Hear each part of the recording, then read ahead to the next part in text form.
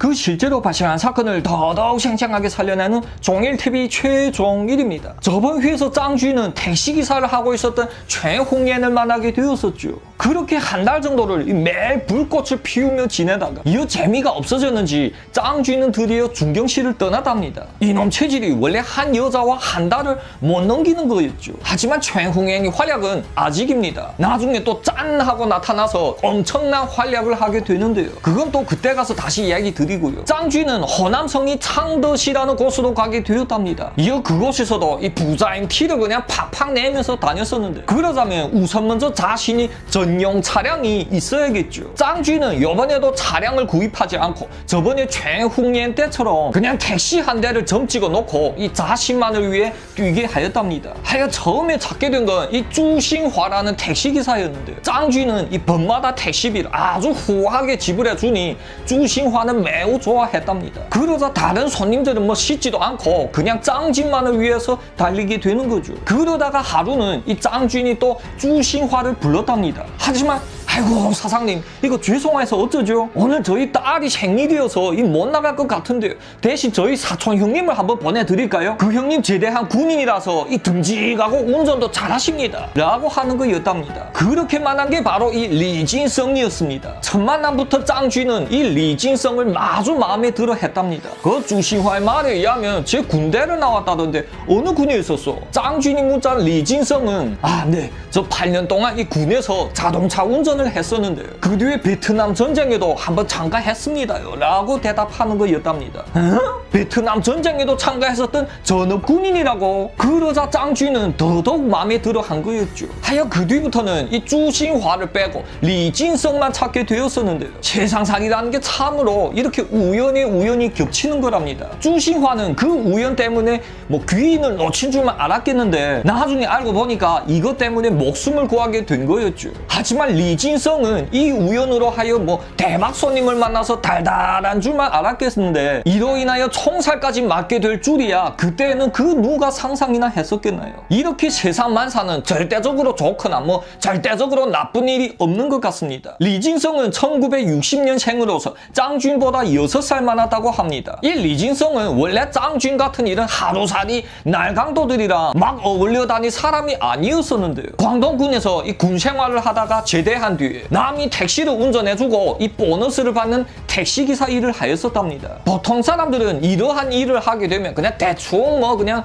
허송세월을 보내지만 이 리진성은 달랐습니다. 일한 만큼 더 벌 수 있으니 더더욱 열심히 일을 하고 그렇게 돈을 이 한 푼 두 푼 모아서 5만 위엔이라는 목돈을 만들었답니다. 그 시대에는 이 남이 밑에서 일하면서 이만큼 모았다는 건 엄청난 일이었죠. 이젠 그 돈으로 이 택시 한 대를 사들여서 또 더더욱 열심히 일을 하였답니다. 결국 지금은 이 사진에 나오게 되는 이 건물이 건물주가 되었다고 하는데요. 1층에는 직접 식당을 영업하고 위에 몇 층은 이 세입자들한테 세를 주는 그런 건물을 소유하고 있었던 거랍니다. 그리고 자신이 택시는 또 다른 기사를 고용하여 자신을 위해서 돈을 벌게 해주는 아주 그렇게 온전한 자산을 갖고 있는 잘 나가는 사장님이었다고 합니다. 그런데 어떻게 돼요? 이러한 리진성이 날강도가 되고 또 총살 맞은 운명까지 되었을까요? 네, 그 원인은 이러했답니다. 그날 쭈싱화가 전화해서 이 큰 손님이 지금 차를 쓰려고 하는데 팁으로만 100위엔씩 주는 대박 손님이라고 했답니다. 그러니까 이 리진성이 택시기사한테 신경 써서 좀 하루만 잘 모셔달라고 한 거였죠. 그러자 리진성은 또 욕심이 났답니다. 이러한 대박 손님이 있으면 내가 먹어야지 왜 내 택시기사나 뭐 쭈싱화 같은 데 넘기겠나 이거였죠. 하여 리진성이 만사를 제치고 지가 직접 운전대를 잡은 거였답니다. 한마디로 말하면 또 그 사소한 욕심 때문에 인생을 망친 거였죠. 이 리진성은 짱 주인 일당 중에서 제일 억울하게 총살을 맞은 놈이었으니까 제가 이렇게 자세하게 설명을 드렸습니다. 짱 주인은 리진성한테 항상 그 보통 택시비 1.5배나 되는 돈을 지불하였으며 또 맨날 팁도 두둑 했었고 술 마시러 가는 장소에는 맨날 가서 얻어 먹었으니 이 리진성은 짱 주인이 정말로 큰 사업을 하는 사업가라고 굳게 믿었답니다. 이어 그 뒤부터 리진성은 이 가게 일은 와이프한테 맡기고 자신이 택시기사를 해고까지 해가면서 짱 주인한테 그냥 딱 붙어 다녔다고 합니다. 그렇게 짱 주인은 맨날 밖에 나가면 리진성이 차량을 이용하였었는데요. 이때는 1998년 5월쯤이 되었답니다. 있었답니다. 짱쥐는 그때 창더시 뚱팅민주라고 부르는 호텔에 투숙하였었는데요. 이곳은 창더시에서 10손가락 안에 드는 고급 호텔이었다고 합니다. 짱쥐는 이곳에서 장기가 투숙해 있었으니 호텔 사람들을 거의 다 면목을 알았답니다. 그러던 도중에 이 호텔 프런트에는 새로운 여자가 출근하게 되었었는데요. 이 여자는 이름이 쪼핀이라고 불렀었는데 이 나이도 어리고 어여쁘게 생겼답니다. 그러자 맨날 이 장녀들만 따먹어서 이 재미가 없었던 짱쥐는 이러한 쪼핀한테 곧바로 꽂히게 되었답니다. 이 쪼핀도 이 호텔에서 짱쥐니 VIP 손님이니까 잘 모셔라고 소개받았답니다. 그렇게 맨날 이 인사를 하면서 눈웃음으로 지나치던 어느 날이었습니다. 짱쥐는 호텔에서 내려오면 묻습니다. 저기 쟤 혹시 이 주위에 맛집을 알고 있어? 그러자 쪼피는 요 쎄물쎄물 웃으면서 사장님은 뭘 드시고 싶은데요? 이 부근에 이 샤브샤브도 맛있는 데 있고 해산물도 생신한 데 있는데 사장님이 뭘 드시고 싶어 하는지 그게 중요하거든요 라고 되물었답니다. 그러자 짱쥐는 피식 웃습니다. 아유 내가 뭘 먹고 싶어 하는 거는 중요하지 않소. 쪼핀 당신이 뭘 드시고 싶은지가 그게 중요하지 라고 웅큼하게 얘기했답니다. 에? 그러자 이게 뭔 소리지 하고 멍해있었던 쪼핀은 그제야 뭘 알아차린 듯 조심스럽게 웃었답니다. 짱쥐는 쪼핀한테 더 가까이 가면서 내 오늘 있죠?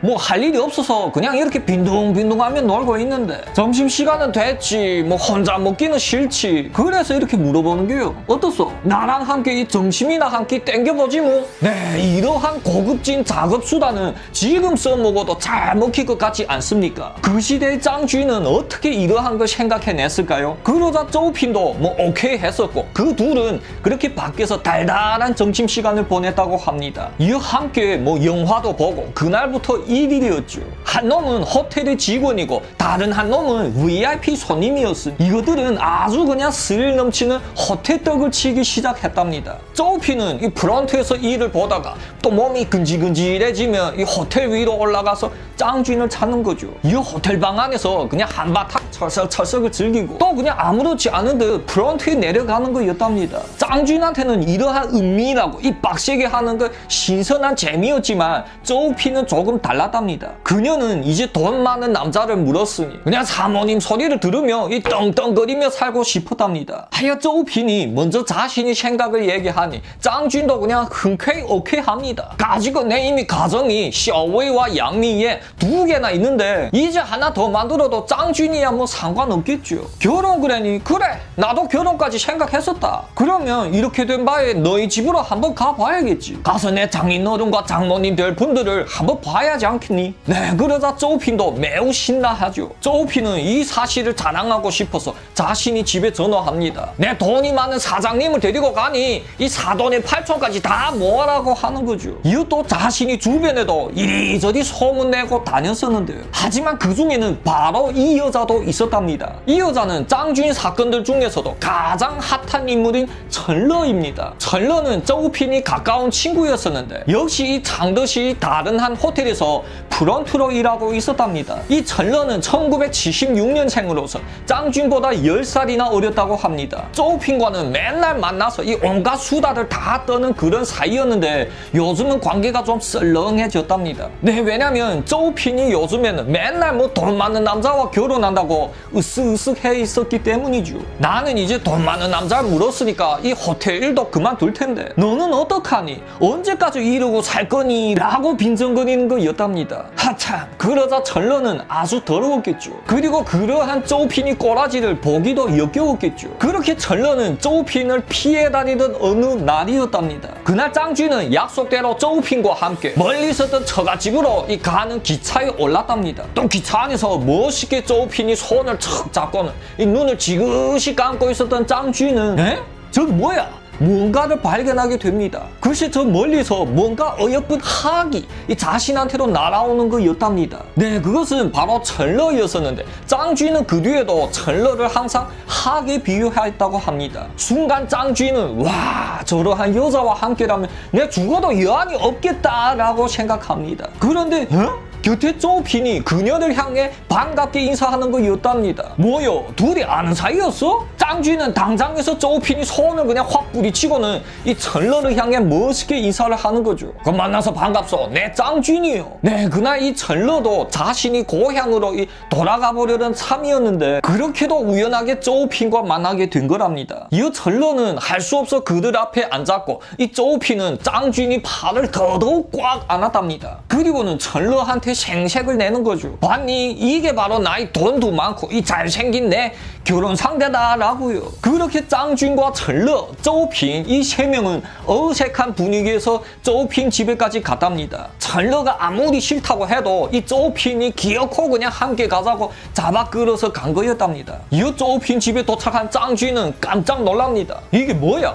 뭐 사돈의 팔촌까지 다 모여서 이 수십 명이 그들 기다리고 있었으니 말입니다. 그러자 짱쥐는 이 지갑을 척 열어 제끼는 거죠. 자, 다들 줄을 쭉 서시오. 내 지금부터 용돈을 드리겠는데 누구나 다 있으니까 급해 마시고 한 명씩 오시오. 이 짱쥐는 뭐 보이는 친척들마다 다 그냥 돈을 뿌려댑니다. 사실 이거는 뭐 쪼우핀을 위해서가 아니고 천러한테 자신이 재력을 보여주기 위함이었죠. 하지만 그것도 모르고 쪼우핀은 좋아서 그냥 입을 다물지 못했다고 합니다. 이제 자신이 가족들과 친인척들 앞에서 맨즈가 그냥 단단히 섰으니 말이었죠. 이 짱쥐는 핸드폰을 척 꺼내더니 왜? 리징성이야? 너 지금 어디까지 왔니?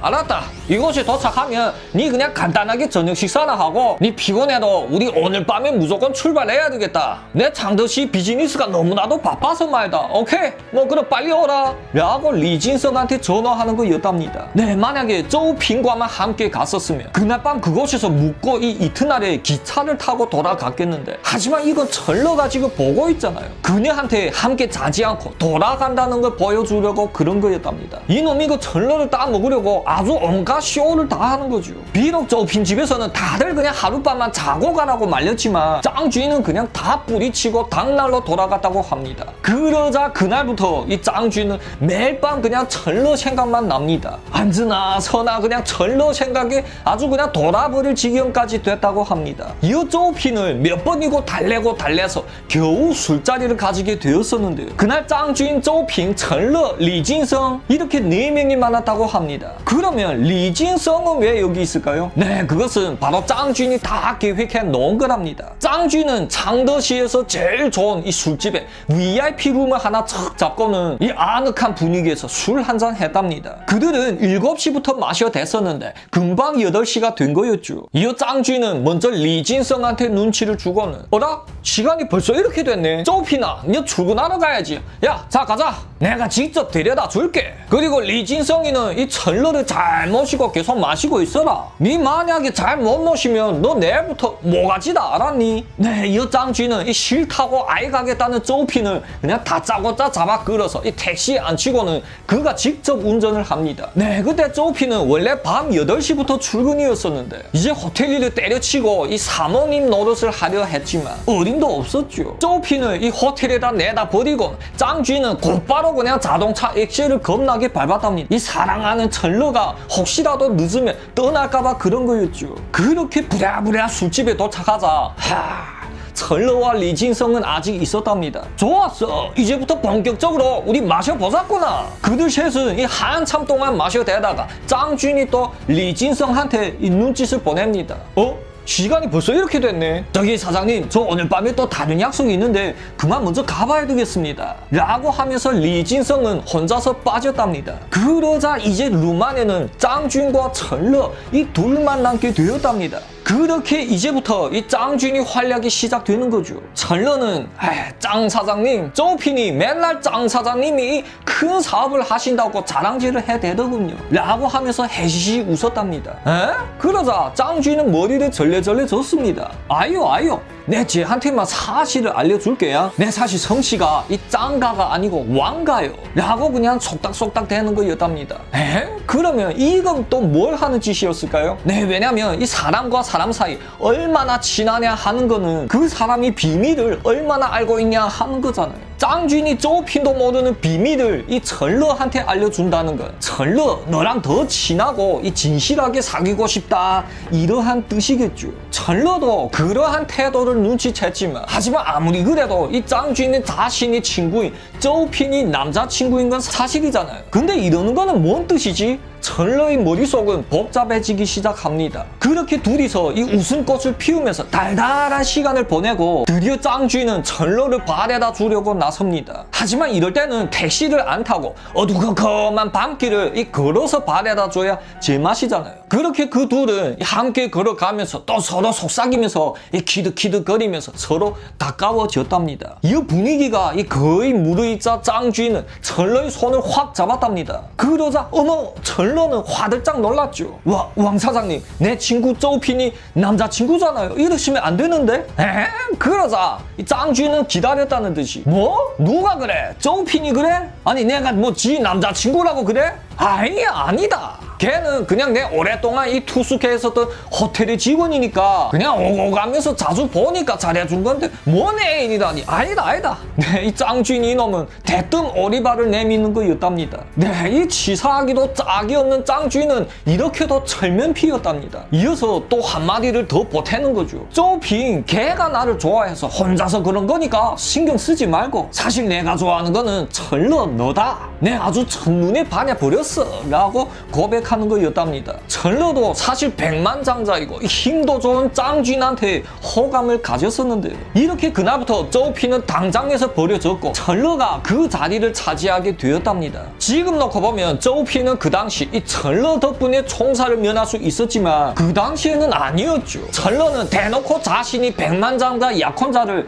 이 빼앗아간 아주 그냥 최악의 여자였었는데요. 그러면 이렇게 장 주인을 차지하게 된 전러는 과연 또 어떠한 일들이 그녀를 기다리게 될까요? 다음 회에 계속하겠습니다. 재밌게 시청하셨으면 구독과 좋아요 쾅쾅 박아주시고요. 다음 회에 또 짜이제 그 실제로 발생한 사건을 더더욱 생생하게 살려내는 종일TV 최종일입니다. 저번 회에서 장 주인은 아주 드라마틱하게 조핀을 제끼고 이 전러를 따먹었잖아요. 이 전러는 장 주인을 그렇게도 잘해줬다고 합니다. 매일 밤 장 주인이 들어오면 그 따뜻한 물을 받아다가는 장 주인이 발을 척 담궈 놓고는 이 슬슬 마사지까지 해주었다고 합니다. 이어서 한참을 지나서는 자신이 두 손으로 그 장 주인이 두 발을 싹싹 비벼서 이 깨끗이 씻어주었다고 합니다. 그녀의 정성은 지극하기도 했었죠. 그리고 다 씻은 발은 이 조심스럽게 들어서 자신이 무릎 위에다가 이 올려놓고는 또 깔끔한 수건으로 이 골고루 닦아주었다고 하는데요. 한두 번 이러는 게 아니고 매일매일 그랬다고 하는데 이러한 현모양처가 또 어디 있겠나요? 그러다가 전러는 장 주인이 발밑에 점이 하나 있는 걸 발견했답니다. 그랬니? 내 발밑에 점이 있었다고? 하하! 이제껏 나도 모르고 살았었는데 이건 분명 페이저즈, 즉 날아다니는 발차기 점이다 라고 했었답니다. 요즘에 웬만한 부부들도 이 몇십 년을 함께 살아도 그 상대방이 발이 어떻게 생겼는지 어떻게 알겠나요? 그렇게 전러는 이 장 주인한테 지극정성으로 대하였고 장 주인도 그러한 전러한테 큰 집을 한 채 사주었다고 합니다. 그러면 이러한 지극정성인 여자도 있겠다, 돈도 있겠다, 뭐가 문제겠습니까? 그냥 평범하고 이 편안하게 살아도 될 텐데 장 주인 이놈은 아니었답니다. 그래도 이놈은 이 날강도 버릇을 못 고치고 맨날 바깥으로 싸돌아다니면서 이 장녀촌으로 드나들었다고 하는데요. 그러다가 문득 이 홀리동이란 장녀를 알게 되었답니다. 이 홀리동은 사진도 남은 게 없는 뭐 별로 중요한 역할은 아니었었는데요. 하지만 이 여자로 인하여 장 주인은 또 하나의 이 중요한 대장군을 얻게 되었답니다. 그러면 어떻게 된 일이었을까요? 우리 한번 보시겠습니다. 홀리동은 비록 장녀촌에서 이 몸을 팔며 살았지만 장 주인은 매우 숭배하였었답니다. 딱 봐도 이 나이도 어린 장 주인이 돈도 많고 얼굴도 잘생겼으니 말입니다. 하여 홀리동은 이 밤마다 장 주인이 자신을 찾아오면 공짜로 모셔드리려고 했었답니다. 하지만 그 당시 장 주인은 이 흔한 게 돈이었겠는데 공짜 떡을 어떻게 먹겠습니까? 돈이 싫다고 하는 장녀들한테는 더더욱 후하게 그 떡값을 쳐주었다고 합니다. 그러자 이 홀리동이 이 장 주인 보고 혹시 사장님 회사에서 직원을 요구 안 하냐고 묻는 거였답니다. 직원은 그랬니? 모집하지. 항상 모집하지. 회사가 계속 나날이 커지는데야. 이 엘리트 인재들은 항상 필요하지야. 근데 우리는 이 힘이 좋은 남자들밖에 안 봤는데. 네, 그러자 홀리동은 무릎을 탁 칩니다. 그러면 그냥 딱이네요. 사실 저희 형부가 이 어렸을 때 한 주먹을 했었고 지금도 힘이 장사라고 합니다. 그것이 얼마 전에는 또 뭣도 모르고 다단계 조직에 걸려서 들어갔었는데요. 그러한 데는 또 다른 사람을 끌어 들여오고 또 돈도 얼마만큼 바쳐야 나올 수 있잖아요. 하지만 우리 형부는 혼자서 그곳의 건달들을 이 대여섯 명이나 때려 눕히면서 그냥 나왔다고 합니다. 힘 하면 그냥 우리 형부만한 사람이 없죠 라고 하는 거였답니다.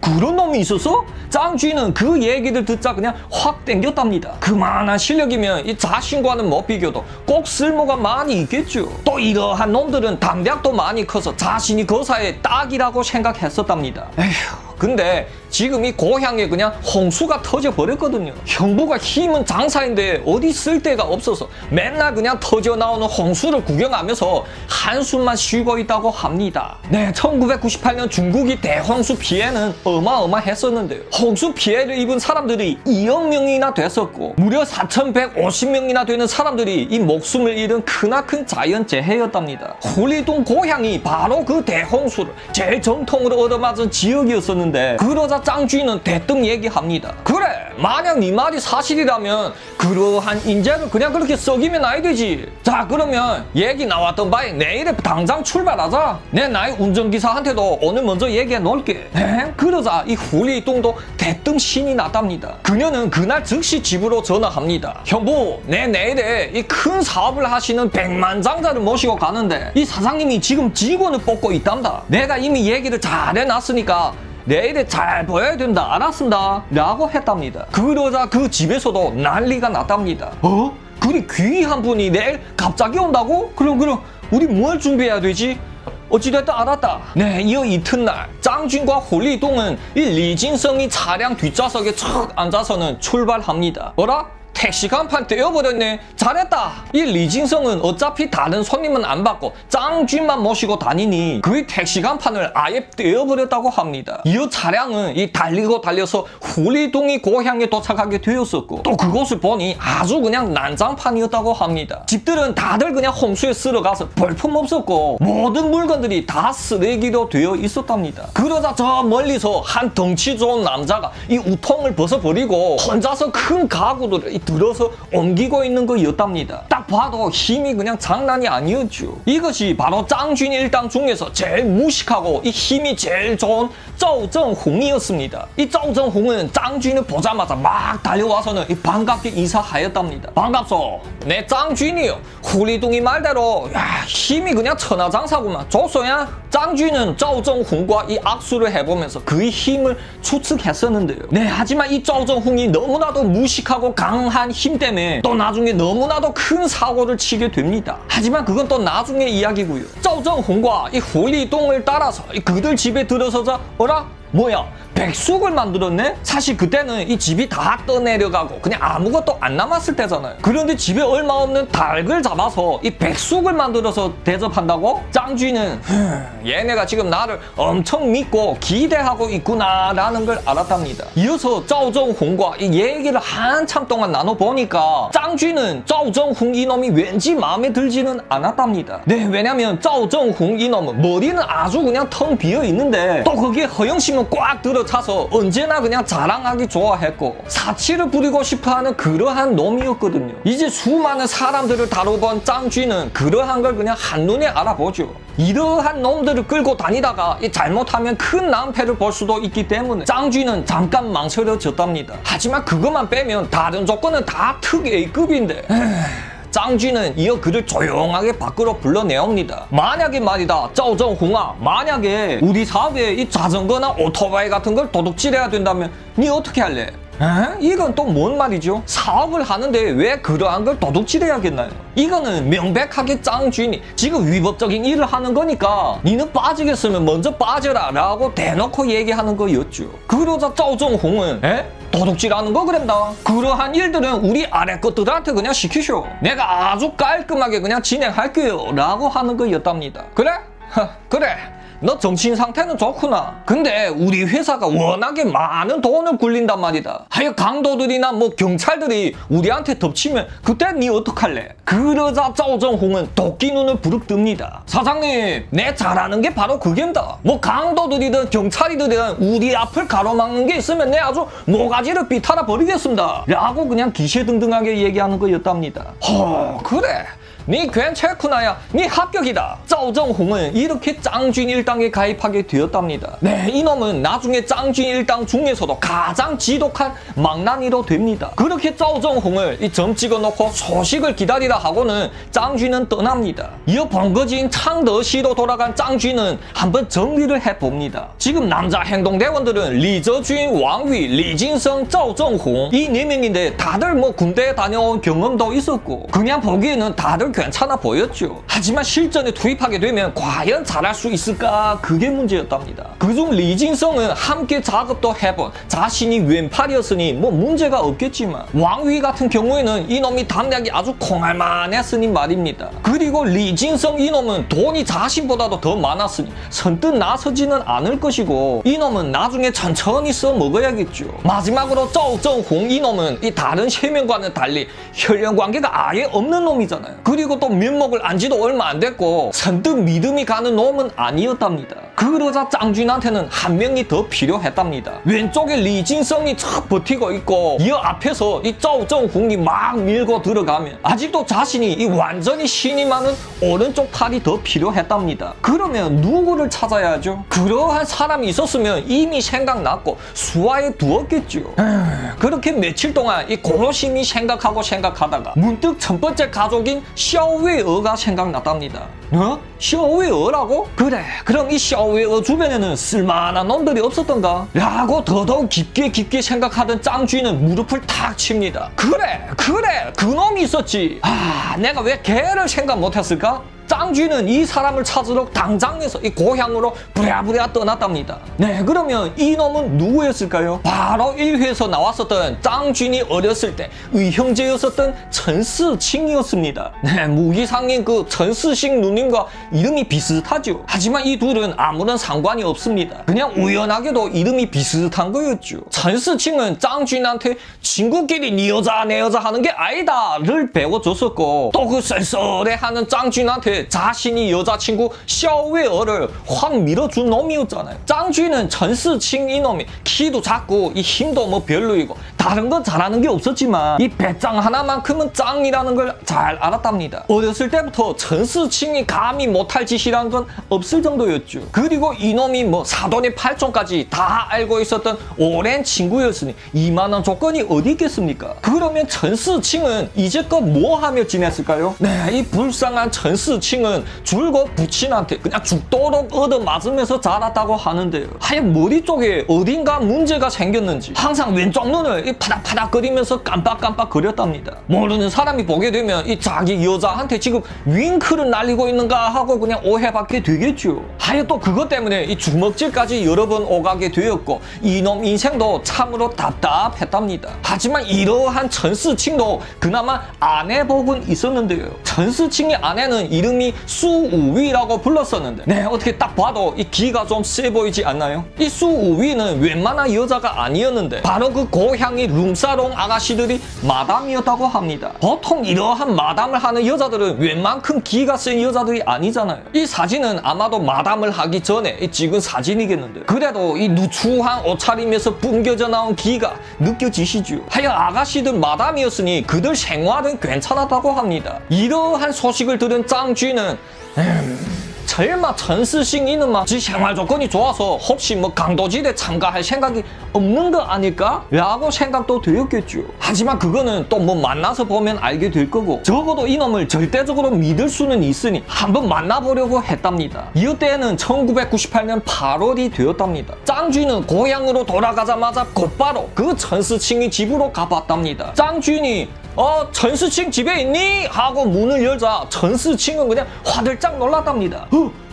이게 누구야? 이게 누구야? 내 하나뿐인 의형제 짱준이 아니니? 자, 반갑다. 야, 빨리 들어와라. 전스칭은 짱준이 손을 그냥 꽉 잡고는 놓을 줄을 몰랐답니다. 그리고는 또 너무나도 놀라고 반가워서 이 왼쪽 눈을 파닥파닥 거리면서 말입니다. 그렇게 집 안으로 이 끌리고 들어가서 그 둘은 아직도 손을 꼭 잡고 앉았답니다. 짱준아, 짱준, 왜 이제서야 날 찾아왔니?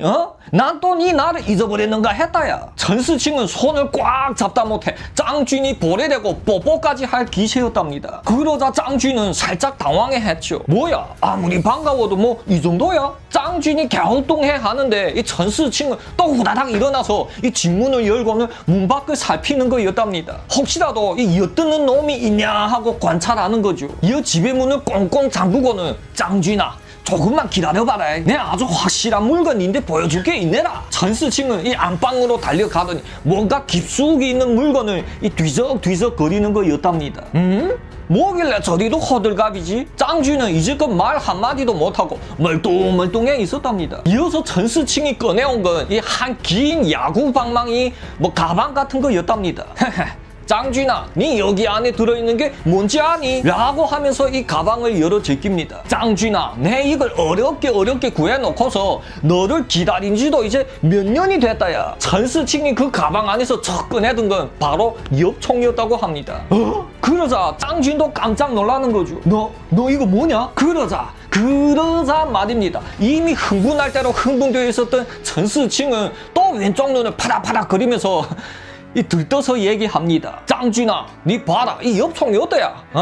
죽이지 않니? 짱쥐니 그걸 보자 이 완전 새 거인 10연발 엽총이었다고 합니다. 이걸 들고 그냥 팡팡팡 하고 그냥 쏴대기 시작하면 이 막을 자가 없겠죠. 하지만 짱쥐는 그래도 이해가 안 갑니다. 그건 그렇고 전스칭아, 네가 이 엽총 가지고 뭐 하자고 그랬니? 네, 그러자 이 전스칭은 또 왼쪽 눈을 파닥파닥 거리면서 이 짱쥐한테 윙크를 날리면서 얘기합니다. 이 엽총은 내 작년에 5천 위엔을 주고 산 게다. 내가 꽁꽁 숨겨놔서 아직 누구도 모르고 있지. 내 생각에는 말이다, 만약 짱쥐인 너가 이 대가리를 서고 우리 이 엽총까지 있으면 이 돈이 많은 부잣집들을 터는 것이야 일도 아니겠지. 아이 그렇니? 우리 이걸 갖고 좀 한번 크게 해보자 짱쥐나 라고 얘기하는 거였답니다. 아이야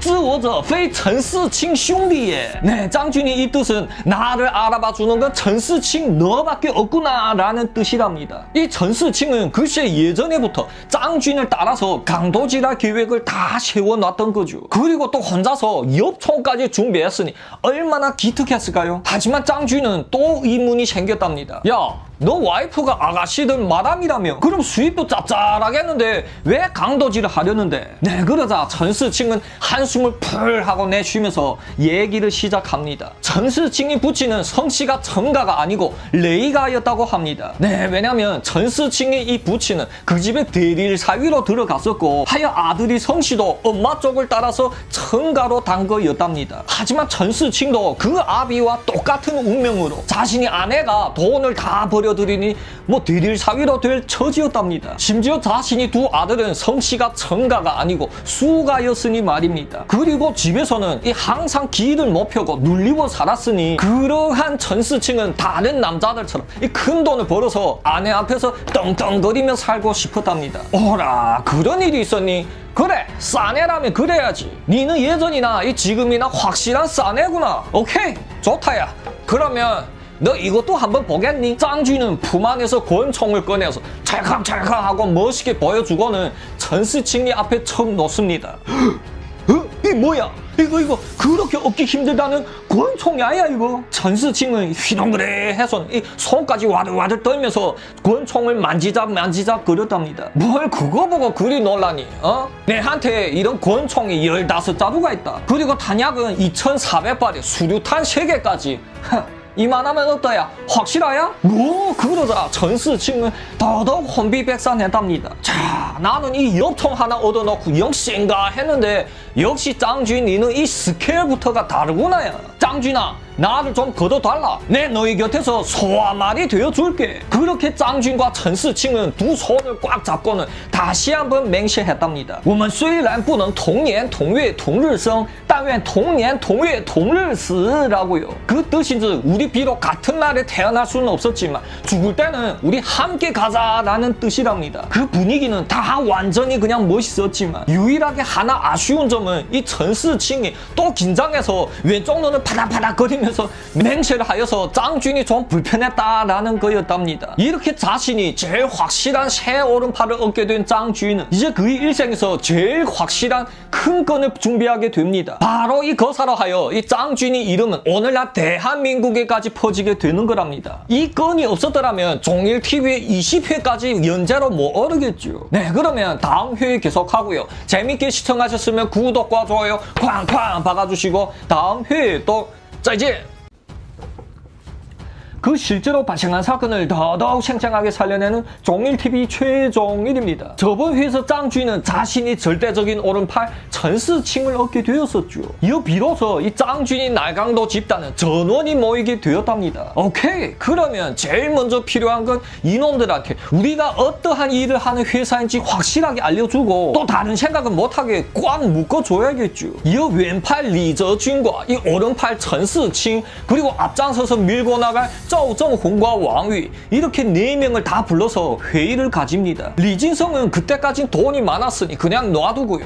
야들아 서로 인사해라. 그리고 이 각자 자신만이 호칭을 만들어서 얘기하고 우리 조직에서는 진짜 이름을 얘기하면 절대 안 된다 알았니? 그리고 니네 지금 필요한 건 절대적인 체력 단련이다. 내가 이미 리저진과 다 얘기해 놓았으니까 야를 따라가라. 이어 리저준은 나머지 3명을 데리고 이 짱준이 전에 이미 맡아놓은 한 허수라고 이 큰 창고로 갔답니다. 이어 그곳에서는 해병대 출신 리저준이 지휘하에 아주 그냥 지옥 훈련이 시작되었는데요. 그들은 매일마다 이 팔굽혀 펴기와 이어 윗몸 일으키기를 해야 되는데 하루에 3번을 해야 되고 한꺼번에 100개씩을 해야 했답니다.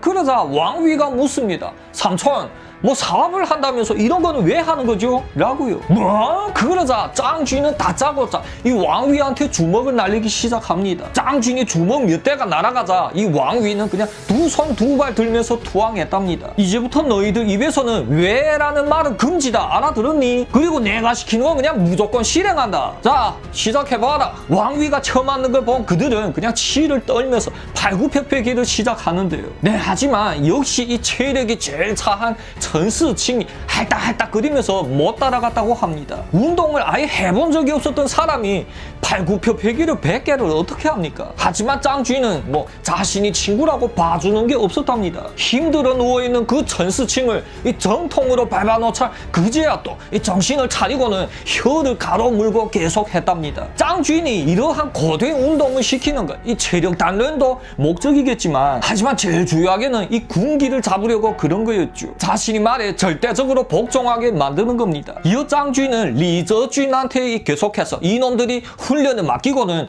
최홍예를 만나러 갔답니다. 혹시 최홍예는 잊으신 건 아니시죠? 네, 전에 그 택시기사를 했었던 여자잖아요. 짱준은 최홍예한테 거액을 줘서는 운남성에 있는 무기상인 모징잉을 찾아가라고 합니다. 네, 가서 그가 전에 사놓은 권총 10세자루와 탄약 2,400발 그리고 수류탄 3개를 갖고 오라는 거였죠. 이 최홍예는요 나이는 먹을 만큼 먹었지만 소녀들이 감성이었답니다. 아직 어린 소녀들처럼 뭐 사랑을 위해서라면 무슨 일이든지 다 할 수 있는 그런 낭만주의자였다고 합니다. 나중에 보게 되면 또 짱준을 위해서 별의별 짓을 다 합니다. 이어 최홍예는 친히 택시를 운전하여서 무기들을 가져왔으며 또 수박과 맥주들을 이 한 차 가득 실어갖고는 그 특훈을 받고 있었던 짱준 일당들한테로 갖다 줬답니다. 그러면 이 수박과 맥주가 어떠한 궁합이었을까요? 네, 그것은 바로 사격 연습에 사용하는 거랍니다. 그들 넷은 수박을 다 와짜와짜 먹고는 수박 껍질들을 매달아 놓고 빵빵 하고 사격 연습을 하였답니다. 이어 또 다 마신 맥주병도 세워놓고 사격 연습을 하였었는데 2,400여 발이 탄약을 가져왔으니 충분했겠죠. 사격 훈련에 대해서는 역시 리저준이 척 나서서 다른 3명들한테 배워줬답니다. 그렇게 이 4명이 쫄따구들은 체력도 늘어 드러나고 또 사격 능력도 점점 늘어가는 동시에 짱 주인은 또 시장 조사에 들어갔답니다. 짱 주인은 이번에는 우한시라는 1100만 인구의 대도시에서 빈둥빈둥 다니면서 어디를 털면 달달할까 하고 알아보는 거죠. 그러던 그의 눈에는 바로 이 우한 광창이란 곳이 들어왔답니다. 이곳은 저번에 털었던 장사 백화점이 2배로서 그 규모가 엄청났답니다. 저번에는 진즈비와 리저주인, 짱주인 이렇게 3명이 털었잖아요. 하지만 이번에는 남자만 5명이었으니 더더욱 깔끔하게 털지 않을까요? 사격 훈련까지 맞춤하게 되자 짱주인은 중경에 있었던 진즈비를 불러옵니다. 네, 그러면 그녀를 어디다 쓰려고 그랬을까요? 이 진즈비는 이미 오랫동안 사귀었고 또 몇 차례 써먹은 부하였으니 많은 도움이 되었답니다. 우한시는 짱주인 일당이 아는 사람이라고 아무도 없는 그냥 생소한 곳이잖아요. 하여 그러한 곳에서 이 큰 건을 하려면 아지트가 필요했답니다. 짱주인은 진즈비한테 2만 위엔을 주고는 그 목표 지점인 우한 광장에서 너무 멀지 않은 곳에 중경 샤브샤브 가게를 하나 맡았답니다. 이 가게는 뭐 장사로 해서 돈을 벌 목적은 아니었기에 이 문 앞에 샤브샤브 가격을 엄청 비싸게 써 붙였답니다. 손님들 보고 될수록 여기 오지 말라 이거였죠. 이어 짱주인은 훈련 중이었던 4명의 부하들을 모두 다 불러다가 샤브샤브 파티를 엽니다. 이어 그렇게 한참 동안 술잔이 오간 뒤에 짱주인은 갑자기 술잔을 탁 하고 놓고는 정색합니다. 어이 니네 회사를 위해 사람을 죽일 수 있니? 그러자 왕위와 짜오정홍은 그냥 깜짝 놀랍니다. 이거 뭐지? 아니 뭐 사업을 한다고 데려오더만 이상한 특수훈련을 시키는 건 둘째치고 이제 뭐 회사를 위해 사람까지 죽이라고? 네, 혹시 예전에 그 악마경찰 양태용이 기억하시나요? 이러한 강도 무리들은 다 비슷하답니다. 처음부터 뭐 강도질하자 이렇게 사람을 모으는 게 아니고 다른 뭐 좋은 일자리가 있다고 이 사람을 불러서는 이렇게 그냥 한 발자국 두 발자국 낭떠러지로 모으는 거죠. 짱주인이 리저준 쪽을 바라보자 리저준은 당연히 죽일 수 있다며 고개를 끄덕끄덕였답니다. 이후 짱주인은 천스칭을 바라보는 거죠. 그러자 저 죽일 수 있습니다요. 네, 전스칭이 놈은 또 왼쪽 눈을 또 파닥파닥 거리면서 오케이 했답니다. 그래, 이제 쪼정홍을 바라보자. 이 놈은 워낙 나중에도 제일 망나니로 될 놈이었던지라 까짓거 좋습니다 형님의 형님이 누굴 짚으면 내 달려가서 그냥 모가지를 비탈아 버리겠습니다 라고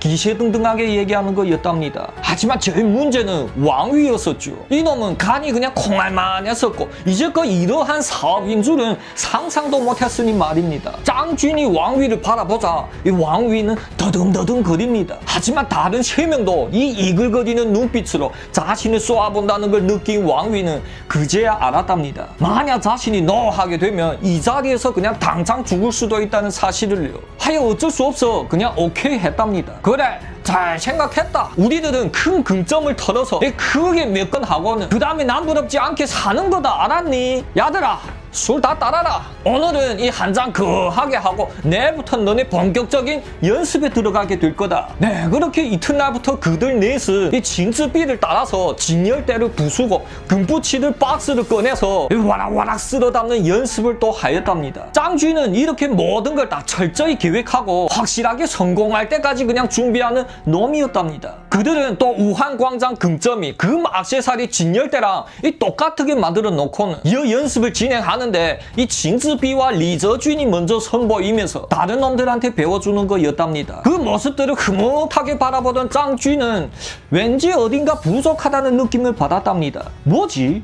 뭐가 부족하지? 짱쥐이 이어서 곰곰이 생각해보니 이제 자신이 조직원 수가 점점 더 많아지니 혹시라도 생기게 될 불상사가 걱정됐던 거랍니다. 그것은 바로 왕위나 쪼정홍 같은 놈이 갑자기 생각을 바꾸어서 경찰에 신고할 수 있으니 말입니다. 그래, 이랬던 바에 우리도 수호지에 나왔었던 더밍庄을 좀 한번 진행해야 되겠네. 이 더밍庄이란 범죄 가담 신고식 같은 걸 의미하는데요. 짱쥐는 진즈비를 오라고 손짓합니다. 야, 니 가서 비닐로 된 밧줄 6개, 목장갑 6개, 그리고 비닐 테이프 하나, 이 큰 비닐 봉투를 몇 개 사오라.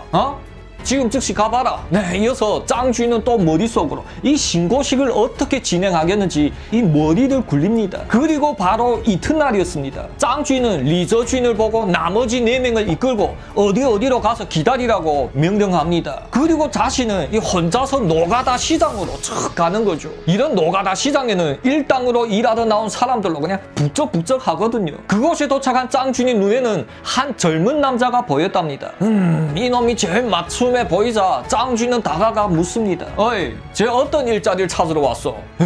그러자 이 남자는 공손하게 아이고 사장님, 저 시키는 건 다 할 수 있습니다요. 근데 사장님은 어떤 일꾼이 필요하신가요? 라고 되물었답니다. 이 남자는 너무나도 안타까운 놈이었으니 제가 먼저 잠깐 소개부터 드리겠습니다. 이 남자의 이름은 왕즈깡이라고 불렀었는데 시골에서 금방 올라왔다고 합니다. 시골의 집안이 너무나도 찢는 듯이 가난해서 다들 그냥 굶어 죽게 생겼답니다. 하여 이 왕즈깡은 할 수 없어 혼자서 빈 몸뚱아리만 갖고 우한시로 올라왔다는데요. 하지만 이 노가다 시장에서 일자리를 찾은 지 일주일이 됐는데도 그냥 쳐다보는 사람도 없었답니다. 하여 돈은 갖고 온 게 없는데 이 배는 점점 더 고파지고 이미 밖에서 며칠 동안 노숙하였다고 합니다. 그러한 왕즈깡은 이제 점점 더 조급해졌고 이 지푸라기라도 있으면 잡고 싶은 심정이겠죠. 하지만 이때 짱쥐이 앞에 척 나타난 거였답니다. 짱쥐는 왕즈깡을 아래 위로 다시 한번 훑어보더니 우리 공장에 밥을 짓는 주방 도우미가 필요한데 어떻게 뭐 해볼 마음이 있어? 라고 묻습니다. 이미 갈대로 간 왕즈깡한테 이러한 좋은 직업이 어디 있겠나요? 왕즈깡은 대뜸 그냥 꾸벅꾸벅 거리면서 할 수 있다고 대답했답니다. 그럼 지금 당장 가게요. 한 달 월급은 500에서 800위엔이요. 다 뭐 제 일하는 태도에 따라서 다른 거지. 그러자 왕즈깡은 벌떡 일어나서는 고맙다고 또 고맙다고 그냥 연신 꾸벅꾸벅 인사를 하는 거였답니다. 그렇게 짱쥐인을 따라서 이 지당 밖에 나온 왕즈깡은 너무나도 좋아서 애들처럼 그냥 펑펑 뛰어다니면서 짱쥐하고 얘기하는 거였답니다. 저 사장님, 저 잠깐만 요 시골에 계시는 집에다가 전화 한 통만 넣어도 될까요? 이 좋은 소식을 하루빨리 전하고 싶어서요. 그러자 짱쥐는 피시 웃으면서 담배불을 지피면서 그래라고 했답니다. 이 왕즈깡은 바로 곁에 있었던 공용 전화기에서 그냥 전화번호를 막 누르는 거죠. 왜?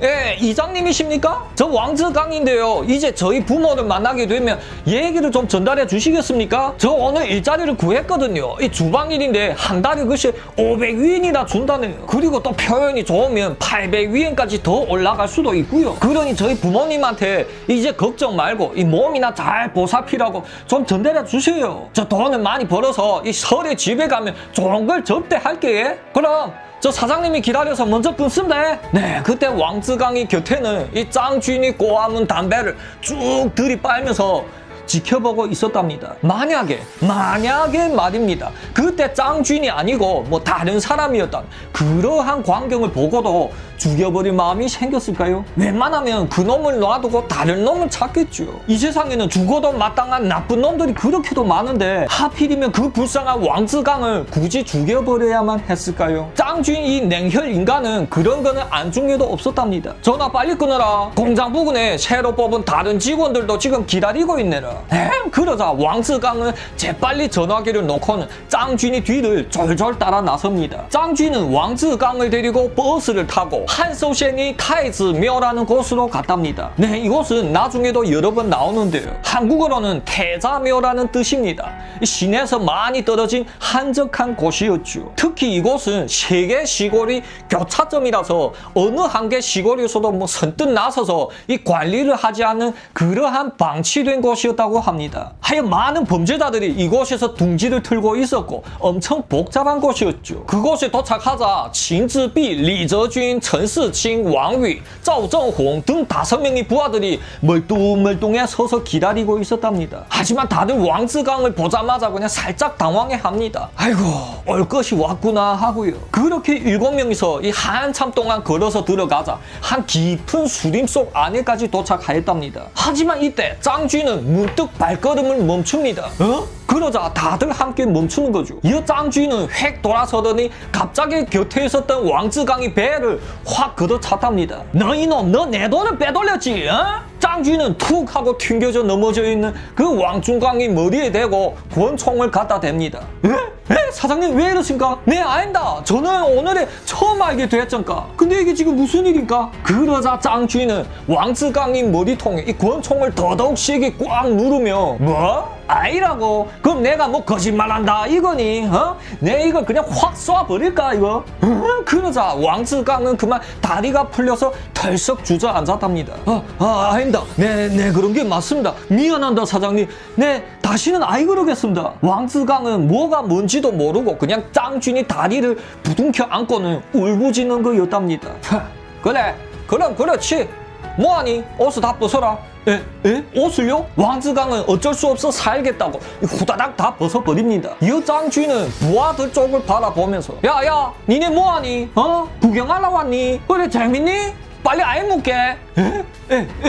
이 리저진과陈世칭은 이 비닐 밧줄로 왕즈강이 손발을 이 뒤로 꽁꽁 묶었답니다. 그러자 왕즈강은 그냥 눈물에 콧물을 막 흘리면서 살려달라고 애원합니다. 사장님도 아까 제 통화 들었잖아. 저는 연로하신 부모님을 돌봐줘야 하는데 한 번만 살려주셔 한 번만 라고 울부짖는 거였답니다. 하지만 그러한 간절함은 이 짱쥐한테는 안 먹혔죠. 짜오정홍아 니 뭐 맨날 모가지를 삐탈아버리겠다 하던 게 어때? 한번 해봐라야. 그러자 짜오정홍은 어쩔 수 없어 왕즈강한테 저벅저벅 걸어갑니다. 그러자 왕즈강은 마지막으로 이런 한마디를 했었답니다. 이거는 나중에 짱쥐니 증언했었던 바로 그 말인데요. 왕즈강은 제일 마지막으로 얼마나 아픈가? 라고 물어봤답니다. 그러자 짱쥐는 콧방귀를 뀌면서 네 아픔을 느끼기 전에 죽으니까 걱정 말라 라고 했답니다. 그렇게 짜오정홍에 의해 왕즈강은 즉사하였었는데요. 하지만 아직은 끝난 게 아니었죠. 다들 시카를 갖고 가서 한 번씩 찍어라. 그래야 우리랑 이 한 배를 탄 한 가족이 되는 게다. 짱쥐니 얘기가 끝나자 리저쥐는 맨 먼저 이 당당하게 나와서는 쿡쿡 하고 찔렀답니다. 하지만 문제는 나머지 3명이었죠. 다들 그냥 서로 눈치를 보면서 이 망설이고 있었는데 뭐야 뭔 싼 애들이 이리도 망설이니 하면서 진즈비가 척 나서는 거였답니다. 진즈비는 눈 깜짝 안 하고 그냥 칼자국을 남겼으며 그러자 왕위와陈世칭은 또 당황해합니다. 아니 뭔 여자가 저리도 무서운 게 없냐라고요. 하지만 이때陈世칭아 니 지금 뭐하고 있니? 짱쥐니 째려보면서 얘기하자 이陈世칭은 또 왼쪽 눈을 파닥파닥 거리면서 이 와들와들 떠는 손으로 이 시카를 잡았답니다. 이어서 남은 건 왕위뿐이었죠. 짱쥐는 자신이 권총을 척 꺼내더니 이 탄창에 탄약들을 찰컹찰컹하고 다 빼고는 딱 마지막 한 방만 남겼답니다. 그리고는 권총에 다시 척 넣고는 찰컥 하고 재운 뒤 왕위한테 건네줍니다. 이 안에 딱 한 방밖에 없다. 빨리빨리 알아서 처리해라. 그러자 왕위는 이제 더는 어쩔 수가 없었답니다. 탄약은 한 방인데 그렇다고 이 총으로 나머지 5명을 위협하면서 도망치는 건 불가능하겠죠. 어쩔 수 없어서 왕즈강이 시신에 대고 팡 하고 쐈답니다. 오케이 나이스 샷.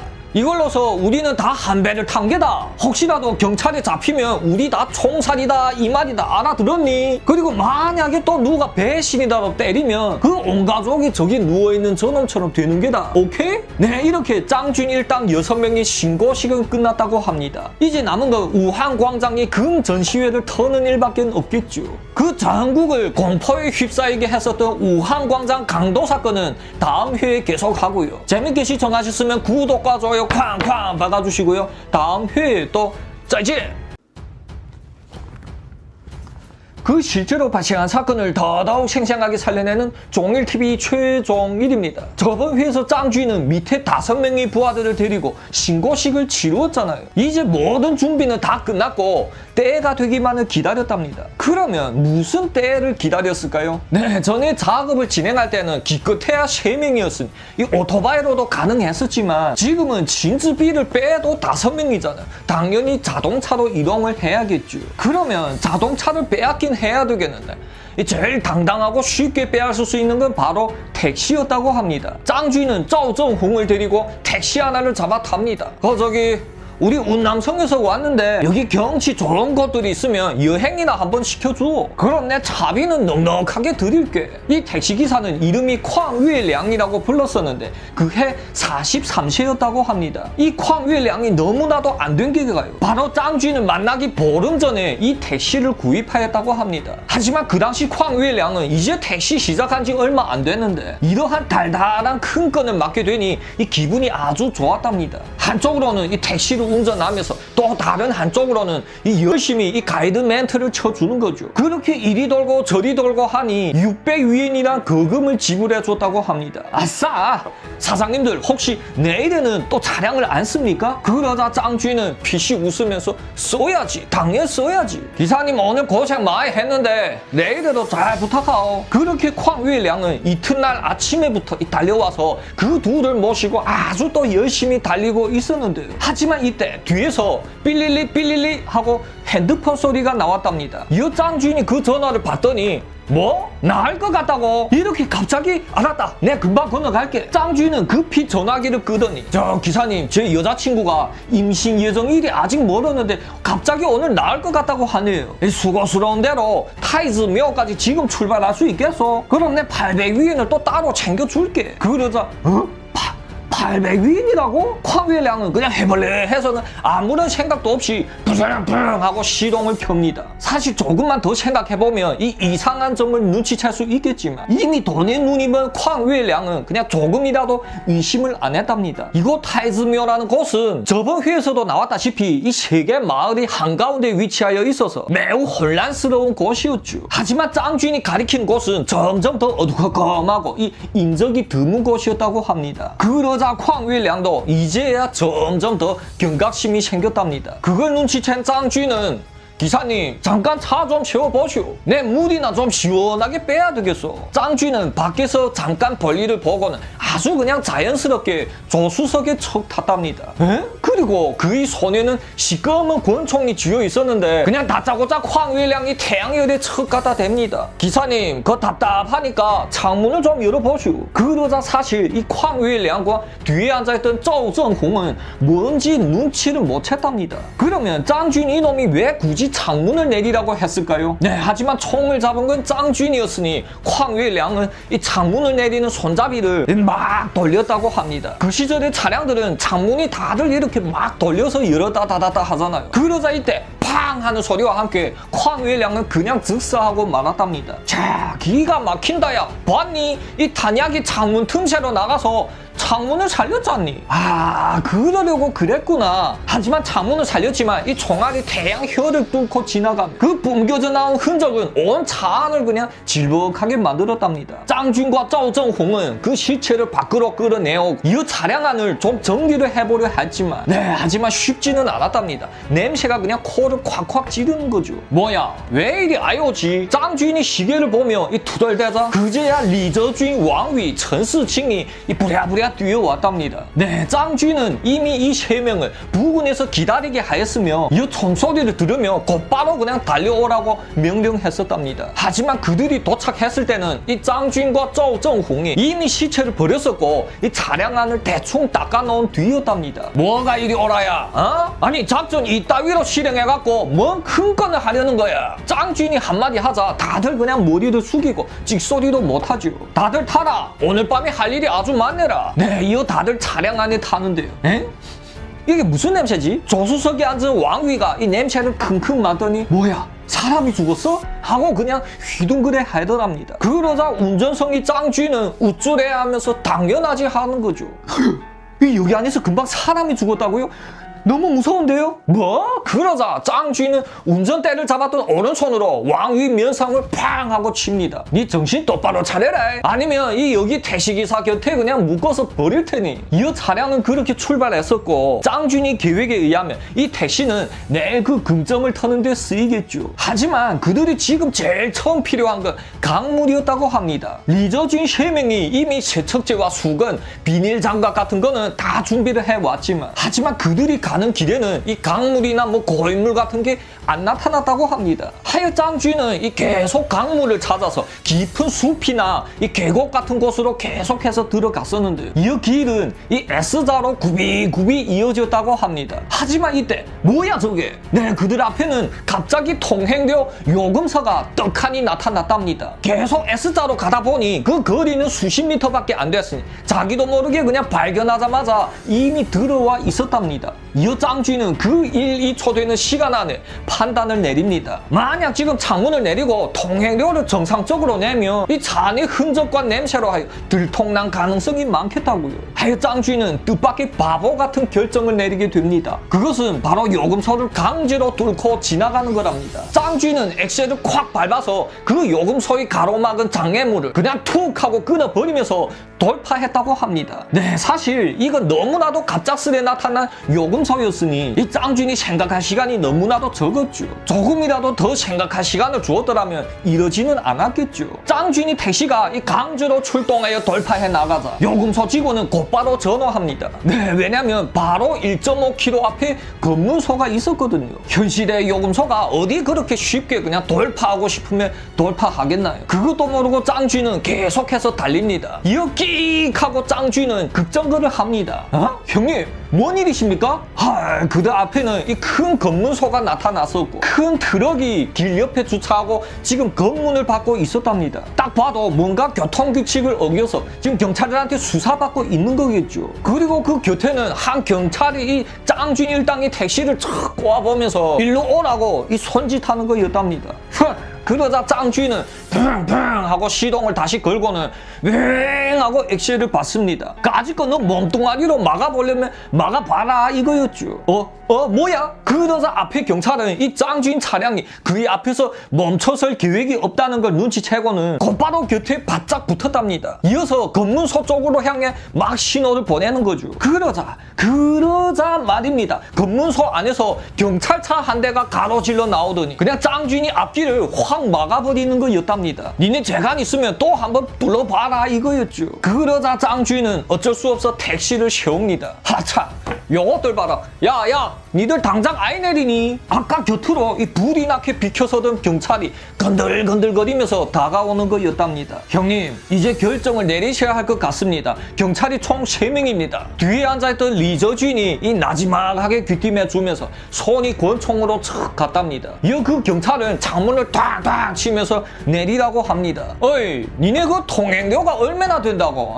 그걸 아이 내겠다고 장애물까지 쳐내면서 나오니? 운전면허증 빨리 내놔라. 짱쥐는 어쩔 수 없어 이미 전에 다 만들어 놓은 짝퉁 면허증을 건네줍니다. 근데 이게 뭔 냄새야? 뭐 이렇게 귀한 냄새가 나니? 그리고 이 시간에 뭔 수컷들이 이렇게나 많이 모여있어? 니네 신분증은 다 내놔봐라. 경찰도 뭔가 이상함을 느끼고는 이 손이 뒤쪽 허리춤으로 갔답니다. 그러자 짱쥐는 이 곁에서 뒤적뒤적 하더니 드디어 내놓는 건 이 다름 아닌 권총이었죠. 팡 하는 소리와 함께 이 경찰이 머리통에 그냥 정통으로 뚫렸답니다. 이어 뒤에 앉아있던 리저쥔이 권총을 찰칵하며 재우면서 나오는데요.